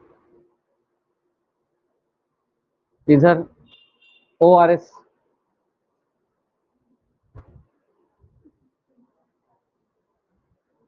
सबके घर में होगा, सरकार के द्वारा निःशुल्क प्रदत्त भी होता है। अब सरकारी ही इसलिए क्या करोगे फुल फॉर्म जान के, ऐसा नहीं। ओ से होता है ओरल, ठीक है। और जैसे आर का निर्जलीकरण का आप लोगों को कॉन्सेप्ट पता है, इसका इंग्लिश क्या बोलते हैं? हाँ, तो आर का मतलब होता है रीडिहाइड्रेशन। हाँ, ठीक है, उसको आप लोगों को जानना पड़ेगा फुल फॉर्म। वैसे ही निमोनिया होता है, निमोनिया भी आप लोगों को ध्यान है।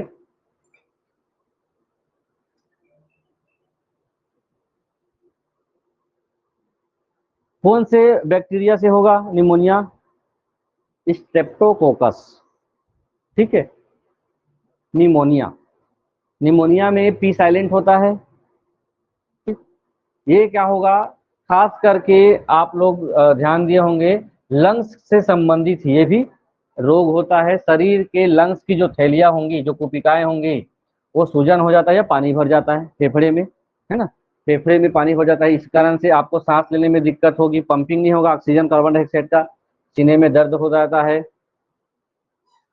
तो इसके लिए तरीका क्या होता है, एंटीबायोटिक का उपयोग करके भी क्या उपयोग कर सकते हैं, या फिर इसके संबंधित जो वैक्सीन आता है निमोनिया का, उसको भी आप लगा सकते हैं। कभी कभी आप लोगों ने देखा होगा बच्चों को भाप का उपयोग किया जाता है छोटे बच्चों में, ताकि फेफड़े में राहत मिले, फेफड़े में पानी ना भर जाए।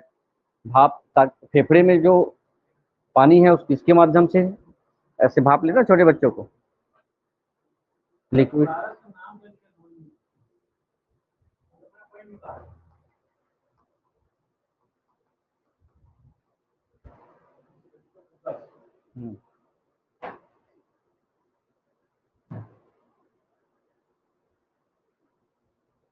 ये अभी तक बैक्टीरियल या बैक्टीरिया से होने वाले रोग हैं, है ना, जो संचरित भी हैं, एक दूसरे से फैलते भी हैं। और एक है टेटनस एवं काली खांसी।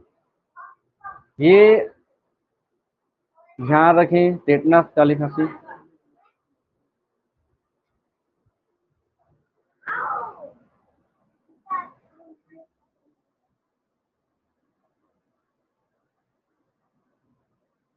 कोलेस्ट्रीडियम मत न जी।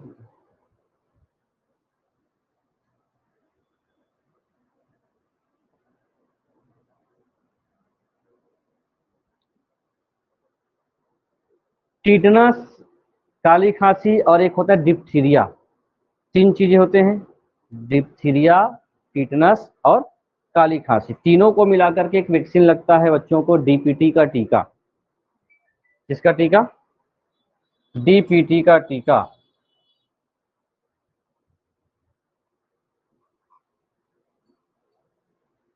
डिप्थीरिया, डी से, इसको भी लिख लीजिए, डी से डिप्थीरिया, ठीक। पी से, जिसको हम लोग काली खांसी बोलते हैं, जिसको हम लोग अंग्रेजी में पेट्रेसिस बोलते हैं। और तीसरा होता है टी से टीटनेस।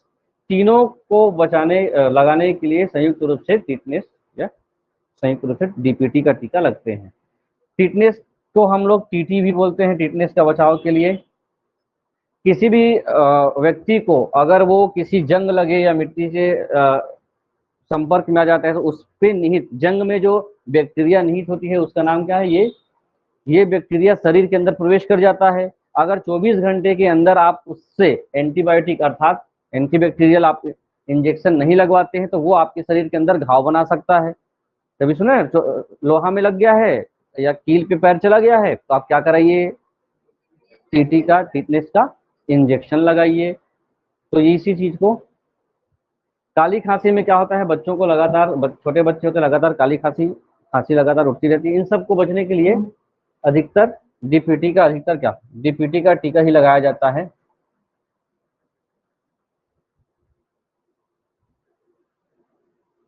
कल देखते हैं इसको, वायरस से होने वाले रोग, ठीक। अभी टेस्ट में, आज का टेस्ट आप लोग कोई बना के भी नहीं डालते हो। टेस्ट बनाइए और स्क्रीनशॉट डालिए, नहीं तो कल से मैं नहीं डालूंगा। है? नहीं बोला था? आंसर बनाइए, स्क्रीनशॉट डालिए, तब तो पता चले कि आपकी प्रगति रिपोर्ट कैसी है।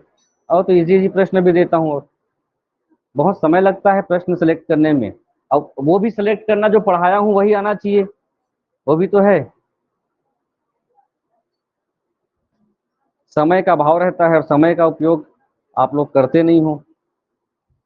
आप अब पढ़ना पड़ेगा, है ना? नौकरी चाहिए तो पढ़ना पड़ेगा, नहीं तो बस साल बिताते रहो, साल बिताते रहो, और त्योहार जैसे एग्जाम आएगा, वैकेंसी, बैठते रहो। फिर जो अभी समय मिल रहा है वैसा परिस्थितियां बाद में होंगी, ये संभव नहीं है।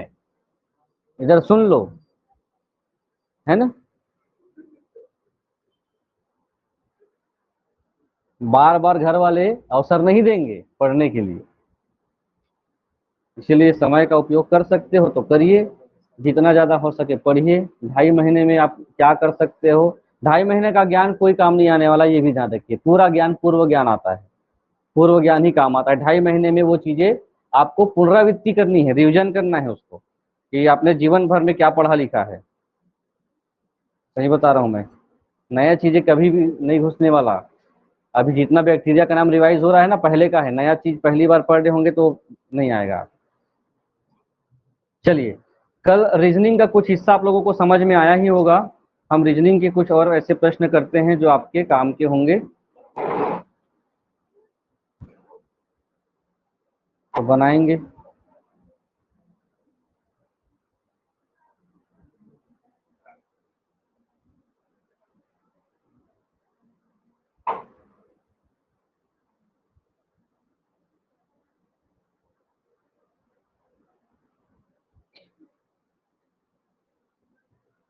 कोडिंग डिकोडिंग के तरीकों में मैं थोड़ा सा बदलाव कर रहा हूं मैं।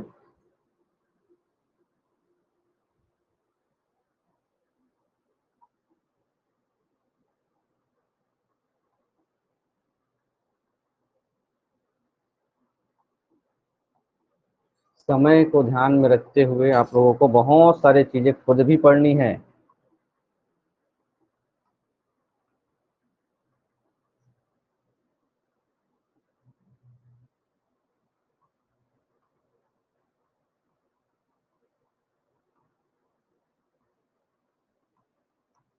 आज का क्वेश्चन 1 जल्दी से देखेंगे। यदि बुक बराबर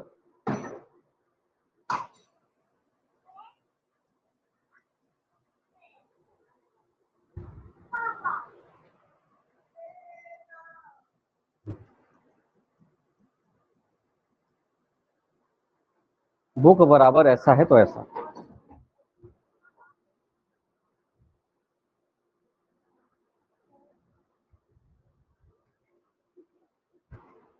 छोटा कर दूं क्या?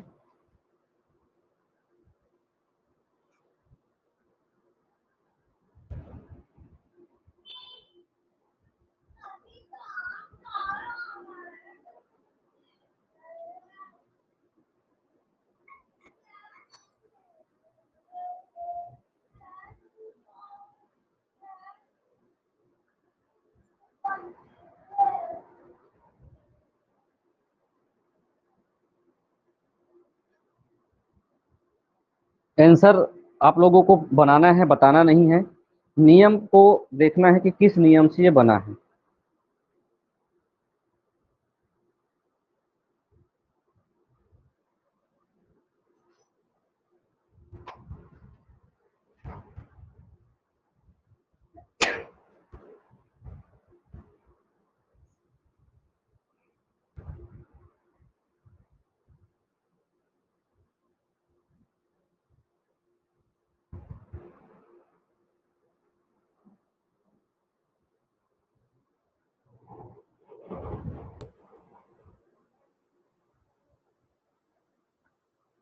आया किसी का?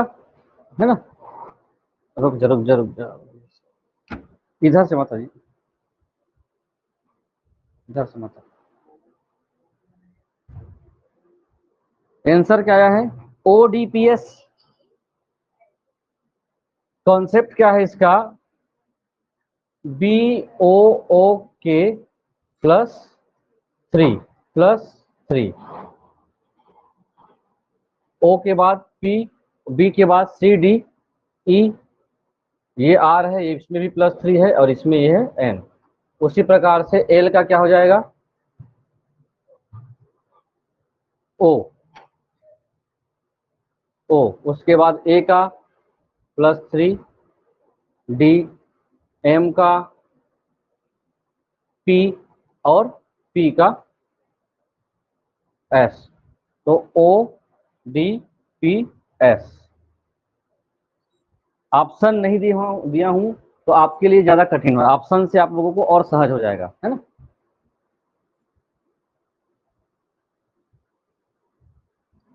तो अभी जो तरीका ये हो गया, आप क्या कर पा रहे हैं कि रीजनिंग का जो हिस्सा है जिसमें आप कुछ लॉजिक लगा रहे हैं, तो उसमें हो गया या तो +1, कभी कभी +2, कभी कभी +3, ऐसे कॉन्सेप्ट। कभी कभी अपोजिट कॉन्सेप्ट वाले भी होंगे, रिपीट कर रहा हूं मैं, कभी कभी अपोजिट कॉन्सेप्ट मतलब ए का जेड होता है ऐसा वाला। कभी कभी आधे को यहाँ आधे को वहां मिला दिया जाता है, वैसे वाले।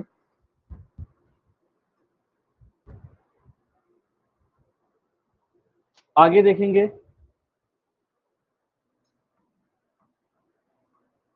यदि किसी सांकेतिक भाषा में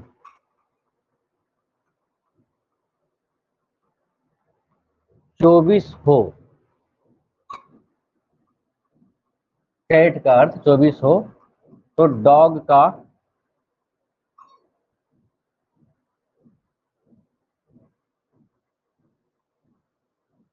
मान किस सिद्धांत पे आधारित है? ये सिद्धांत पे आधारित है कि अल्फाबेट का जो वर्णमाला है उसको हम ए को 1 माने और जेड को 26 माने और सभी अंगों को हम लोग जोड़ दे। ये कल भी हम लोग देखा। तो सबको जोड़ने पर 24 आता है क्या? आता है। तो आप क्या करें, इसमें बनाने के समय C+A+T बराबर सी का मान है 3, ए का 1, टी का 20, तो ये हो गया 24 24। ये इसका हम लोग डिकोड कर लिए, इसका डिकोड कर लिए, तो वैसे ही डी प्लस ओ प्लस जी। डी का होता है 4, ओ का कितना होगा 15, जी का 7, सबको जोड़ने पर आएगा 15 7 22 4 26 26। ठीक, लिख पा रहे हैं जल्दी जल्दी? 50 प्रश्न हो जाएगा, जल्दी जल्दी लिखेंगे। 1 मिनट 1 प्रश्न। यदि किसी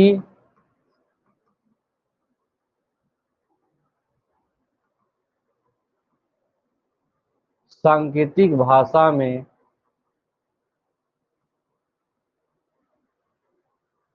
क्या था, डिसाइड,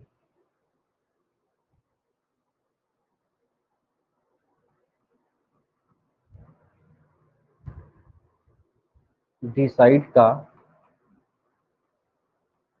अर्थ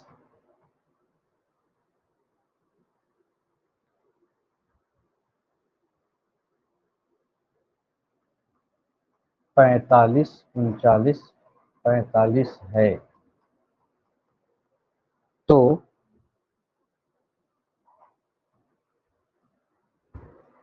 अवॉइड का अर्थ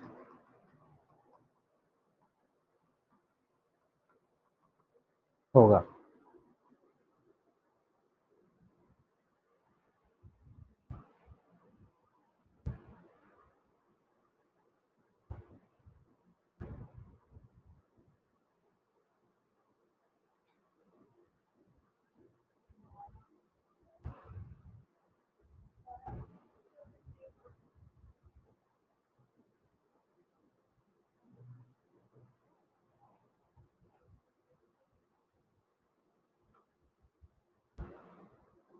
हो गया। डी का कितना होता है 4, ई का 5, सी का 3, 9 4 5। अल्फाबेट में कोई परेशानी नहीं है, इतनी ही है। तो आप क्या लिखेंगे, जो बनाना होगा उसको लिख लीजिए। ए का कितना होता है, ऐसा पहले लिख लीजिए, ABIDE। ए का हो गया 1, इसका हो गया 2, आई का 9, डी का 4 पहले से दे दिया है ये, इसका इसका तो पहले से उपलब्ध है। 1 2 3 तीन अंकों का पहले से उपलब्ध है। आपको बनाना किसका था, ए और बी का। किस नियम पर है, वर्णमाला क्रमांक। ठीक, इस पर आधारित था ये।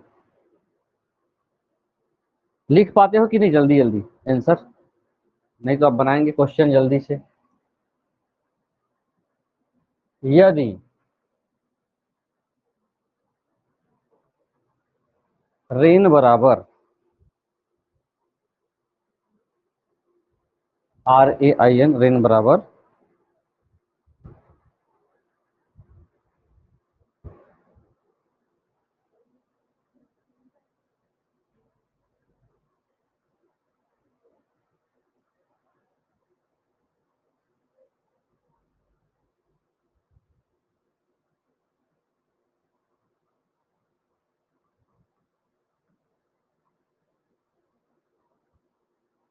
बनाएंगे।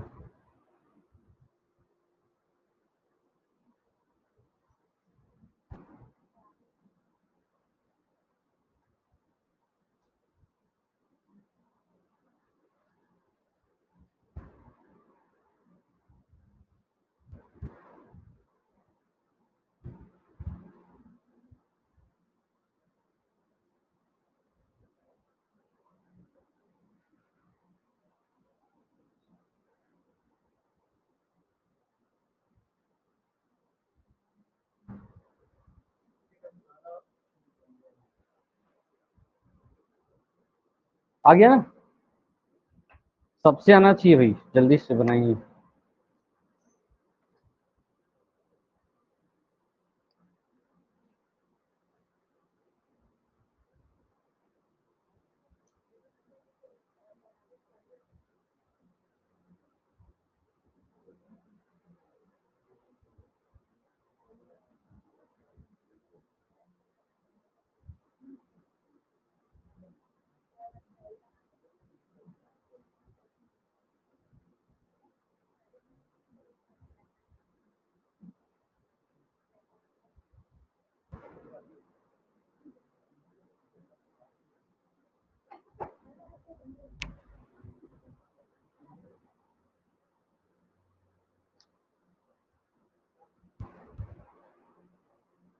आर का कितना? 18। ए का हो गया कोड रिकॉर्ड। इसको ना जोड़ा गया है और ना ही इसको घटाया गया है, जैसे जैसे इसकी अंक है वैसे वैसे लिख दिया गया है। आर बराबर हो गया 18, ए का हो गया 1 और आई का हो गया है 9 और एन का हो गया 14। सेम ऐसे ही हो जाएगा फिर बारिश का। बारिश है, बारिश नहीं है। ये हो गया 2, 1, 18, 9, 19।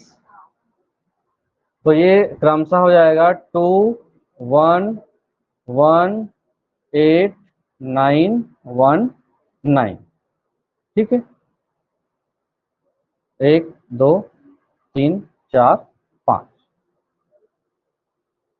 लिख लिए। जल्दी लिखेंगे फिर से।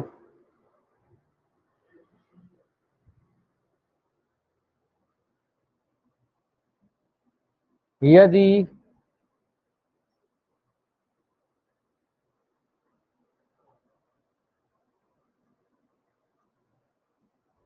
BAR बराबर 42 हो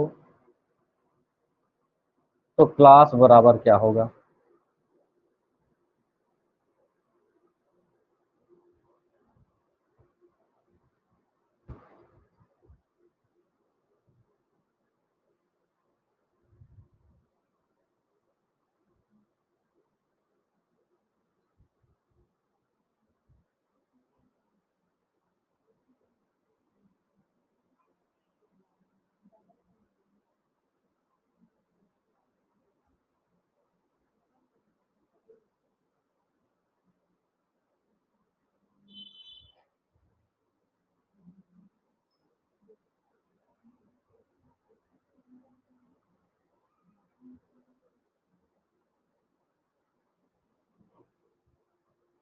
आ गया ना?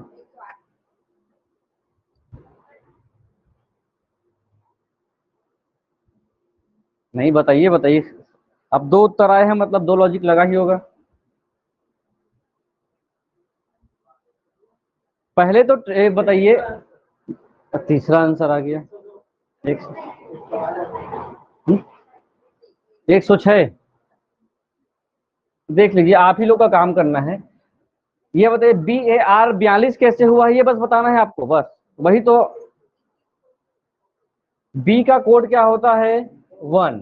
ए का कोड नहीं, इसका तो 2 होगा ना। बी का कोड हो गया 2, इसका 1 हो गया, आर का हो गया 18। इसको जोड़ने पर हमको प्राप्त हुआ 21। 21 का कनेक्शन हम लोग देखते हैं 42 से, तो हमको एक चीज मिल गया कि इसका डबल है ये, है ना। तो 21 इंटू 2 हो गया 42। ये लॉजिक हमको मिल गया। अभी सांकेतिक भाषा में हम लोग केवल एक डिकोड करके दूसरा पता कर रहे हैं, अभी 3 3 चीजें डिकोड करने वाले आते हैं। फिर आपको क्लास का CLASS सबका कोड बता दीजिए। 3 हो गया, इसका 12 हो गया, इसका 1 हो गया, 19 19 सबको जोड़ने पर हो गया 54 इंटू 2। कितना होगा फिर दोनों का योग? 108। ठीक। अब ये कुछ भी हो सकता है। ऐसे प्रश्नों में ध्यान रखेंगे, योग जैसा भी आ रहा होगा, हो सकता था गुणात्मक भी होता है। ऐसे प्रश्न आपको उलझाएंगे, इसलिए बोल रहा हूं। आप लोगों को एक ही चीज पता है, सबको जोड़ते हैं, जोड़ने के बाद की चीजें पूछी जा रही है रीजनिंग में। जोड़ने के बाद का मतलब, अगर कई परिस्थितियां बन सकती हैं, इसको यहीं पे लिख देता हूं मैं, कैसे कैसे परिस्थितियां बन सकती है रीजनिंग में। ये 3 शब्द हैं, तीनों शब्द का कोड आपको मिला है। बी का 2 मिला है, ए का 1 मिला है और आर का 18 मिला है। संभावनाएं, माइक ऑन किसी का है?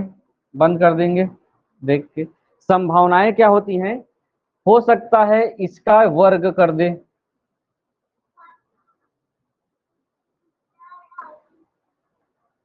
और उसके बाद इसका योग हो। ठीक है। दूसरी संभावना ये होती है इसका घन कर दे और उसका योग हो। हाँ, हमेश माइक ऑफ करिए, वीडियो अभी हो जाएगा। उसके बाद इसका हम लोग पहचानना कैसे कैसे है अंकों को, हो सकता है इसका सभी का गुणा 2 से हुआ हो, उसके बाद 3 अंक है तो 3 से डिवाइड करके वो अंक लाया गया हो। आपका दिमाग लॉजिक कैसे चल सकता है उस अंक को लाने के लिए आप सोच सकते हो तो सोचिए, है ना। केवल इसको जोड़ने तक सीमित नहीं रहना है। अभी क्या कहा, ऐसा भी हो सकता है 2 का वर्ग कर दिया जाए, इसका वर्ग गुणा 2 का गुणा करके 3 से। किसका वीडियो ऑन हो गया है अब? हाँ बंद कर देंगे, किसका वीडियो ऑन है? योगेश्वरी। समझ रहे हैं क्या कैसे स्थितियां आ सकती हैं? वो हो जाए, ठीक। ध्यान रखेंगे ऐसे चीजें, इधर आपका ध्यान यहाँ होना चाहिए। ध्यान भटका तो कॉन्सेप्ट बिगड़ जाएगा, ऐसी मैं बड़े प्रश्न दूंगा फिर। चलिए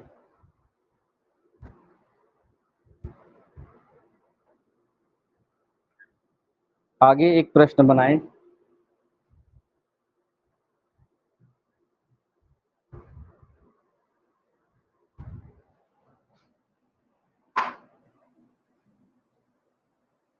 किसी कूट भाषा में, अरे यार,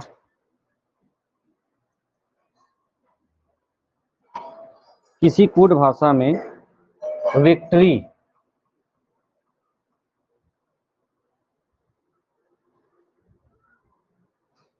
विक्ट्री को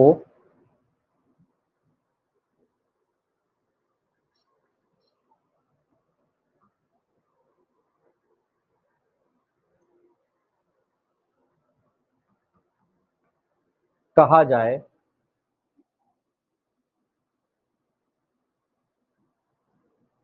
तो राइटर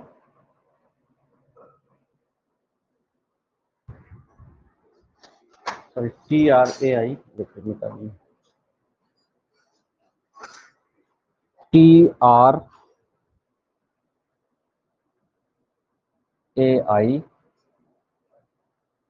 TRAITOR को क्या कहा जाएगा?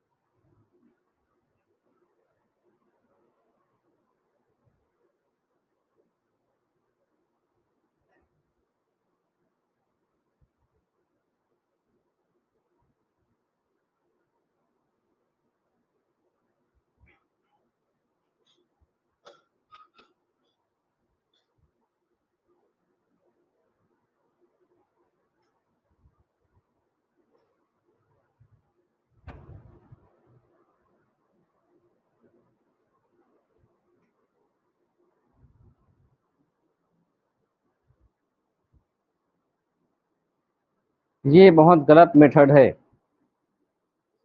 हर बार उसको लिखना नहीं है, इसका उपयोग कर लो देख करके।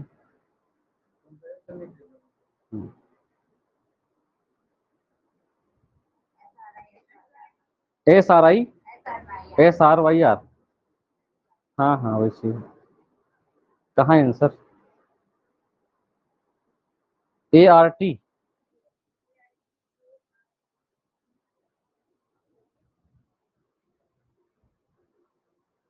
डिकोड पहले करिए, उत्तर आ जाएगा। पहले आपको किसको ध्यान देना पड़ेगा? विक्ट्री। विक्ट्री को कैसे लिखा गया है देखिए, हम अगर इसको ध्यान दें, वी से सी बना है, आई से ये बना है, उसको ध्यान दीजिए, थोड़ा सा एक बार जोर दे के समझ में आएगा। तो we I C, C I we बना है, ये जो है वी आई सी पलट गया है, पलटा है कि नहीं पलटा है? वी के जगह, इस तीनों के जगह क्या हो गया है, चेंज हो गया है, यहाँ सी आ गया है, आई हो गया है, वी हो गया है, ये तीनों उल्टा लिखा गया है।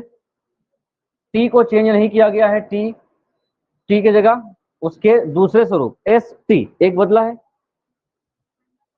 टी को क्या कर दिया गया है, -1, तो ये हो गया है एस, और y को आर ओ, ये हमने डिकोड कर लिया। तो वैसे ही आपको राइटर को करना होगा, तो ए आर टी, पहले क्या लिखना है, पहले इसको लिख लेते हैं, T R A I T O R, A R T हो जाएगा, ये बदलेगा, आर नहीं बदलेगा, टी नहीं बदलेगा, आई के पहले एच, आई के पहले एच, फिर आर ओ टी। ठीक, सबसे मुख्य काम होता है डिकोड करना, ये ज्यादा मैटर नहीं करता। हाँ, मैं ये भी बता देता हूँ, डिकोड करने के बाद आपको कल बताया हूं कि उत्तर ढूंढने में भी आपको हड़बड़ी नहीं करनी है। उत्तर ढूंढने में पहला ऑप्शन को कभी ढूंढना नहीं है, ना ही आखिरी ऑप्शन को, दूसरे से शुरुआत करनी है, दूसरा और तीसरा को, है ना, दूसरे और तीसरे में ही रहता है आंसर, लगभग लगभग। चलो अब थोड़ा सा पैटर्न बदलते हैं, कई तरीके हो सकते हैं ना, बार बार बता रहा हूँ, कई तरीके, जितने संभावित तरीके हैं उसको बता देता हूँ। अब आता है, हमने अभी दो चीजों का डिकोड किया, तीसरा, तीन चीजों पर तुलनात्मक डिकोड करने का कुछ तरीका भी होता है, उसको देखेंगे। क्वेश्चन में बोलते भी जाऊंगा, लिखते भी जाएंगे। ऐसा आप लोगों ने फेस किया होगा इसमें डीएड बीएड वाले में, यदि 1 2 3 का अर्थ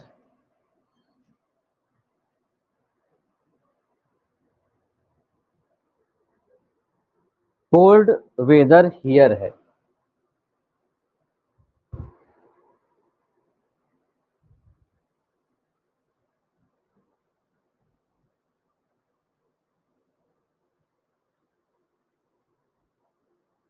तीन पांच छह का अर्थ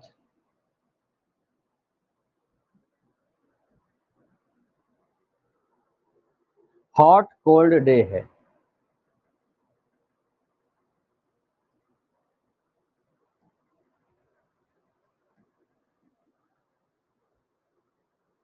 5 8 9 का अर्थ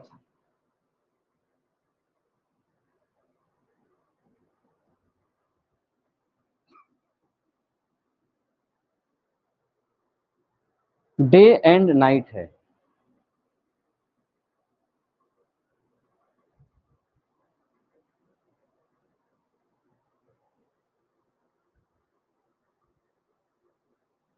तो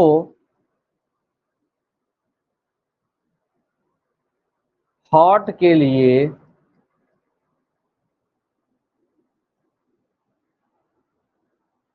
कौन सा अंक प्रयुक्त हुआ है? हो सकता है आप अपने तरीके से बनाते हो, लेकिन इसके बनाने की एक सिंपल तरीका भी होता है, क्योंकि धीरे धीरे लिखा तो आप लोगों को पता चल गया होगा। क्या?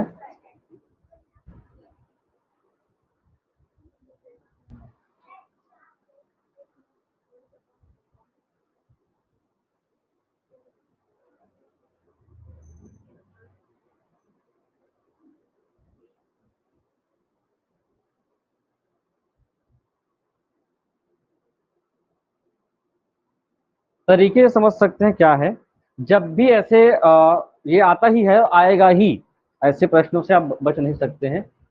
देखिए, पहला जो डिकोड किया गया है, तो कुल कितने अक्षर है पहले ध्यान दीजिए, 1 2 3 इसमें है, इसमें 3 5 6 इसमें है, और तीसरा जो है 5 8 9 इसमें है। आप लोगों को ये देखिए, पहले दो दो अंकों पर तुलनात्मक रूप से ध्यान दीजिए। जरूरी ये नहीं होता कि जैसे 1 2 3 लिखा है मतलब 1 का मतलब कोल्ड हो, सुन लीजिए, 2 का मतलब वेदर हो, 3 का मतलब हियर हो, ऐसा कभी नहीं होता है ना। वैसे ही 3 का मतलब हॉट, 5 का मतलब कोल्ड, 6 का मतलब डे होता है, ऐसा भी नहीं होता है। जैसे दे दिया गया है वैसा कभी नहीं होता, इसीलिए तो हमको फाइंड करना है। तो इसके लिए लॉजिक ये होता है, आपको युग्म बनाने हैं, पेयर बनाने हैं, जोड़ी बनाना होगा। तो इसके लिए कॉमन या उभयनिष्ठ तरीका कहा जाता है इसको। उभयनिष्ठ तरीका क्या होगा, पहले याद ध्यान दीजिए, 1 2 3, 3 5 6, इन दोनों में कौन सा अंक कॉमन है, 3 कॉमन है। यहाँ पर cold weather here, hot cold day, इसमें कौन सा कॉमन है, कोल्ड। तो निश्चित रूप से कोल्ड के लिए कौन सा अंक उपयोग किया गया है, 3। लेकिन आप 3 में जैसे यहाँ पे हो गया, गोला लगा दीजिए, तरीका ये होता है गोला गोला 3 3, तो कोल्ड कोल्ड को गोला मार दीजिए, ये दोनों दोनों खत्म हो गए। ठीक है, अब बचे हैं इसमें, एक बचा है 2, लेकिन हमको ये नहीं पता कि एक वेदर है या हियर का है। इसमें हॉट बचा है, डे बचा है, किसका है ये पता नहीं है। तो तीसरा हम लोग देखते हैं, तीसरे में कॉमन देखते हैं, 5 8 9।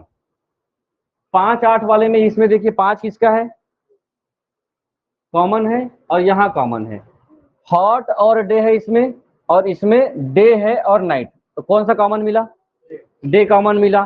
तो 5 को दूसरा तरीका है, हम इसको डब्बा लगा देते हैं, 5 को इसको भी हम डब्बा बना देते हैं।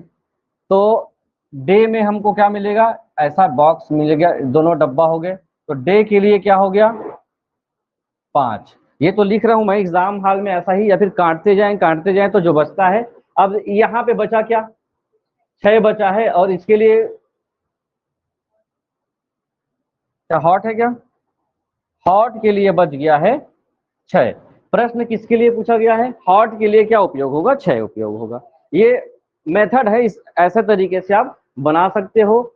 और सबके लिए कोडिंग डिकोडिंग मिल गया है, जिसको पूछा जाएगा वो फिर से आप फाइंड कर सकते हो। लेकिन आपको इसको बनाया ऐसा गया है कि आपको फाइंड जो करना है उसी हिसाब से सेट कर दिया गया है ना। आपको अगर पूछा जाएगा एक किसके लिए है तो आप नहीं बता सकते, है ना, क्योंकि आपको जो पूछा जाना था उसके लिए वो सेट कर दिया था। एक किसके लिए अभी नहीं बता सकते आप, और ना ही आप वेदर के लिए बता सकते हैं किसके लिए। जो चीज फाइंड करना था उसी हिसाब से सेट किया गया है। क्लियर है, बनेगा। एक प्रश्न बनाएंगे फिर, और ये क्वेश्चन लिखते लिखते उत्तर मिल जाएगा आप लोगों को। समझ में आया सर, आप ही पहले बताओगे इसके बाद। यदि 431 का अर्थ,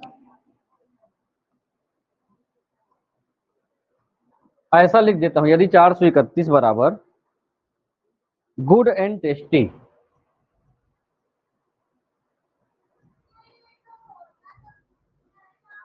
मुझे सरलता होगी लिखने में। 748 का अर्थ,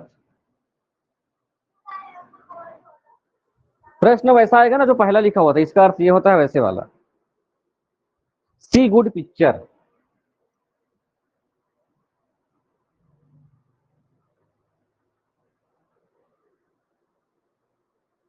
729 का अर्थ,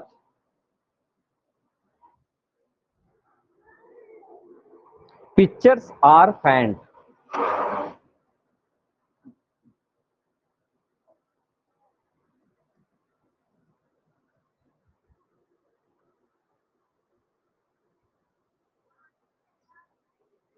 तो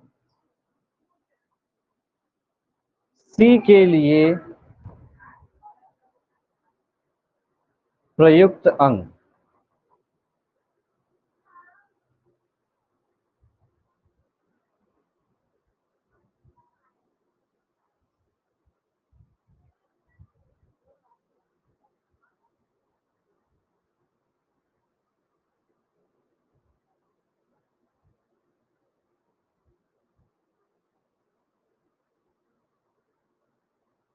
आ गया आंसर 8। कॉमन देखिए, दोनों में कुछ कॉमन था, 4 के लिए क्या प्रयुक्त किया गया होगा, 4 को काट देते हैं, 4 बराबर हो गया गुड, ऐसा भी बनाया जाता है, 4 बराबर गुड। अब बचा है इसमें 7 7 कॉमन दिख रहा हो, तो 7 7 को गोला लगा लीजिए, 7 7 किसके लिए है, पिक्चर पिक्चर, तो 7 बराबर हो गया पिक्चर। अब बचा क्या इसमें, 8, तो 8 बराबर सी। कठिन नहीं है। आप लोग कैसे बनाते थे पहले मुझे नहीं पता, ऐसा ही बनाया जाता है, ये सबसे आसान तरीका भी है और कभी गलत नहीं होने वाला। आगे बढ़ें, चलिए अब लिखेंगे,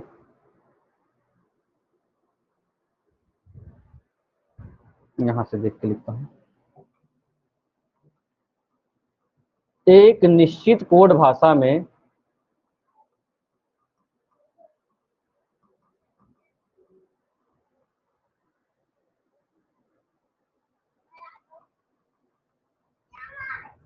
फर्स्ट ऑफ ऑल को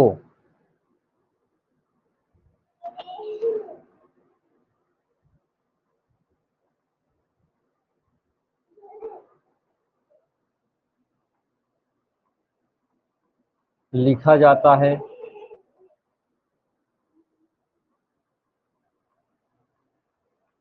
हु इज फर्स्ट को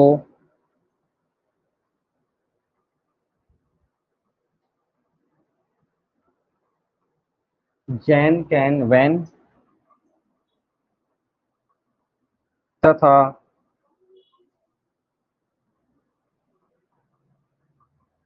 दिस इज स्पेल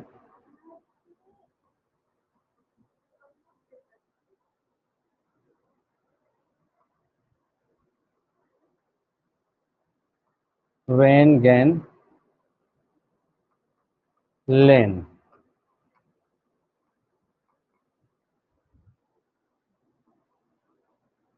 लिखा जाता है। तो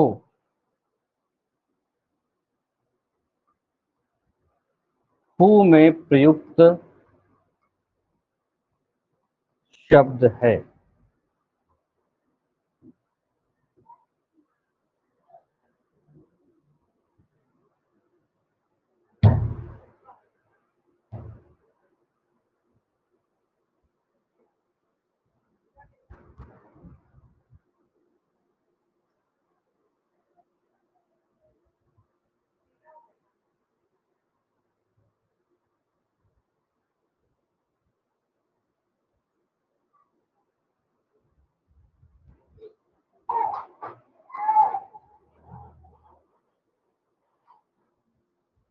समय मत लगाइए, ये पहला और दूसरा से ही बन जाएगा ना, तीसरे की आवश्यकता नहीं है उसको। क्या आएगा, ZAN, यहीं पे कर दे सर्कल, बन जाएगा। फर्स्ट के लिए कॉमन क्या है पहले देखेंगे, फर्स्ट ऑफ ऑल, और इसमें who is first, first first common है, तो फर्स्ट को हम एक सर्कल कर लेते हैं। जब फर्स्ट को सर्कल कर रहे हैं तो यहाँ पे कोई ऐसा जो कॉमन दिख रहा होगा, ये, तो ये इसके लिए है, कैन के लिए ये। वैसे ही दिस इज पेल या हु इज फर्स्ट में कौन सा है, इज कॉमन, तो इज को काट देते हैं, इज के लिए क्या है, वेन, इज के लिए वेन उपयोग किया गया था, तो बचा क्या, हु बच गया है, तो हु के लिए जो कॉमन है वो बच गया है सैन। ओके, ऐसा ही ढूंढ रहे हैं आप लोग भी। अब एग्जाम में बनता भी रहा होगा, बनाते भी होंगे, ऐसा नहीं बनता था। आपको बस अगर ऐसे में परेशानी होगी, बिल्कुल आप उसको ऐसे अलग अलग रूप में लिखिए और तीनों अलग अलग तरीकों से उसको काटिए, सब में गोला मत लगाइएगा, है ना। कॉमन है तो एक में गोला लगा लीजिए, एक में क्रॉस कर लीजिए, एक में बॉक्स बना लीजिए, तो आपको पहचान आ जाएगा। ज्यादा कठिन होगा तो चलिए,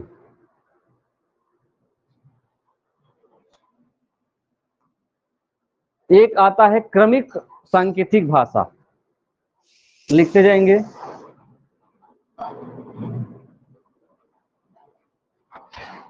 यदि सूर्य को चंद्रमा कहा जाए, ऐसा तो बनता है आप लोगों से।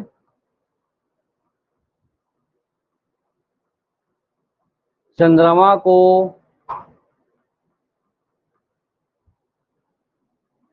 तारा कहा जाए, तारे को घर कहा जाए,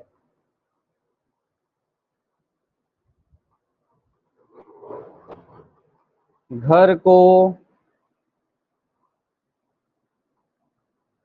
अस्पताल कहा जाए,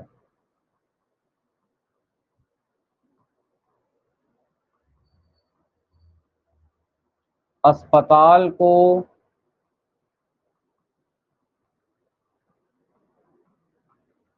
पुलिस थाना कहा जाए। सबका अलग अलग कोड है ना।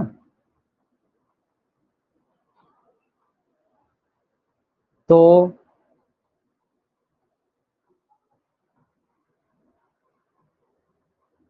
रेणुका बताएंगे।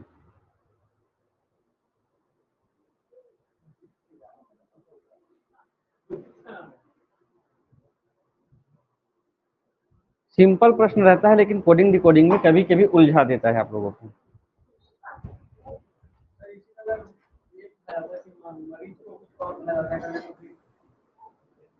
ये सेटअप बना हुआ है, कुछ भी कोडिंग कर सकते हैं, सिंपल चीज है ये। इसको आप सभी लोग क्वेश्चन बना सकते हो, ये वाले हमेशा वही बनता है। पहली बात तो ऐसे प्रश्नों में आपको इजी लग रहा होगा, ऐसे प्रश्नों में सबसे पहले ये ध्यान देना होगा, पूछा क्या जा रहा है, मरीज का इलाज कहाँ होता है। मरीज का इलाज वास्तविक रूप से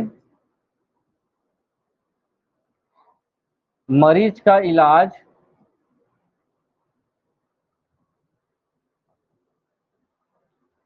कहाँ पे होता है, अस्पताल में। लेकिन अस्पताल को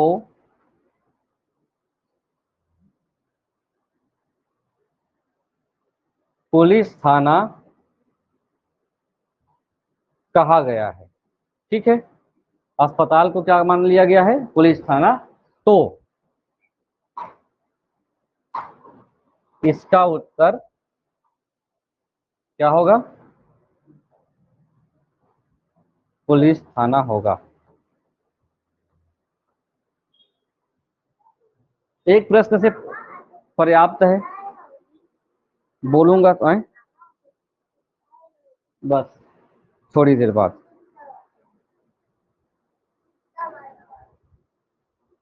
मैं बोल रहा हूं, आप लोग मौखिक उत्तर देंगे और डबल रिपीट नहीं होगा। उसको रिपीट को सुनने के लिए आपको रिकॉर्डिंग सुनना पड़ेगा फिर बाद में।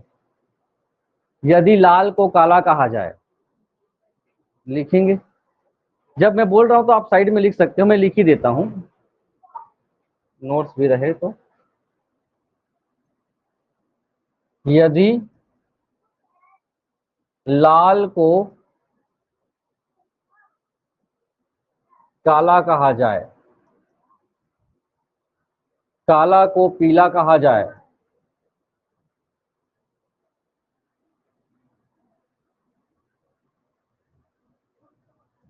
पीला को हरा कहा जाए,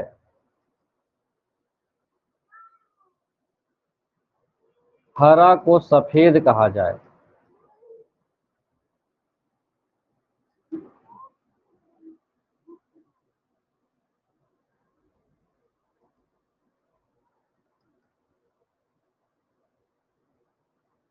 तो पत्ती का रंग होगा, ठीक।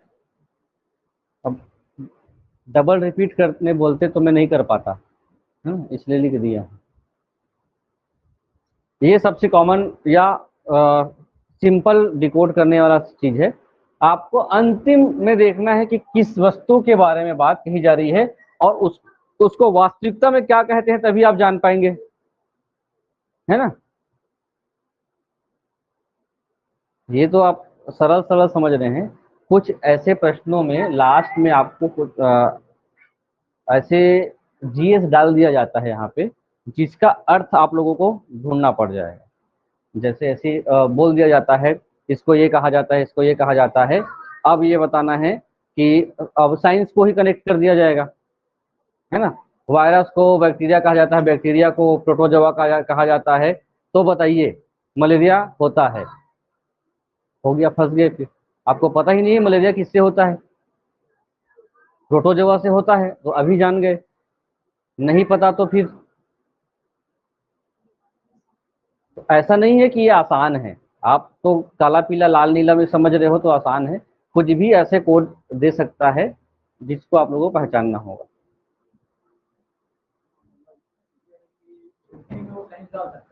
वो कुछ भी अभी तो एनालॉजी पढ़ेंगे, उसमें आपको बहुत सारी चीजें आएंगी। एनालॉजी का मतलब कैसे है, जैसे यहाँ पर लिखा रहे,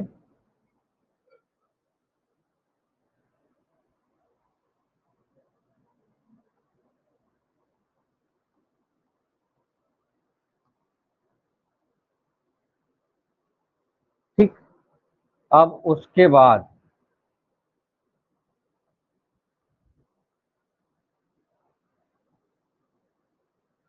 बताइए, पता है तो बता दिए। मैं तो सरल डाल दिया, वो तो भटिंडा कहाँ कहा था अभी भी। ये एनालॉजी है। आपको इन दोनों को डिकोड करना है कि ये किससे संबंधित है क्या। ठीक। अब इसी इसी में आएगा,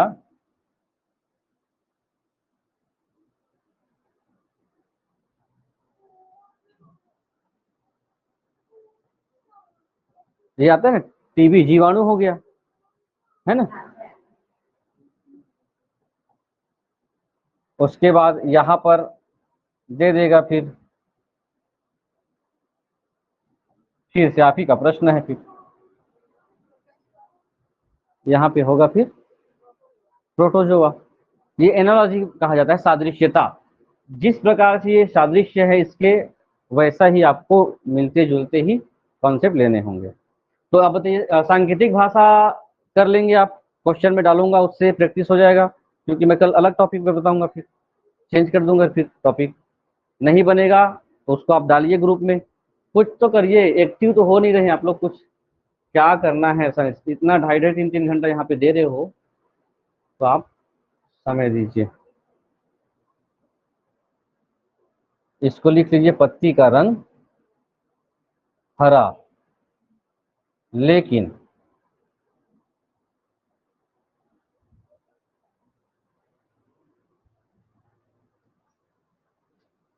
ठीक। चलिए कल मिलते हैं फिर। आएंगे कल, आना ही है।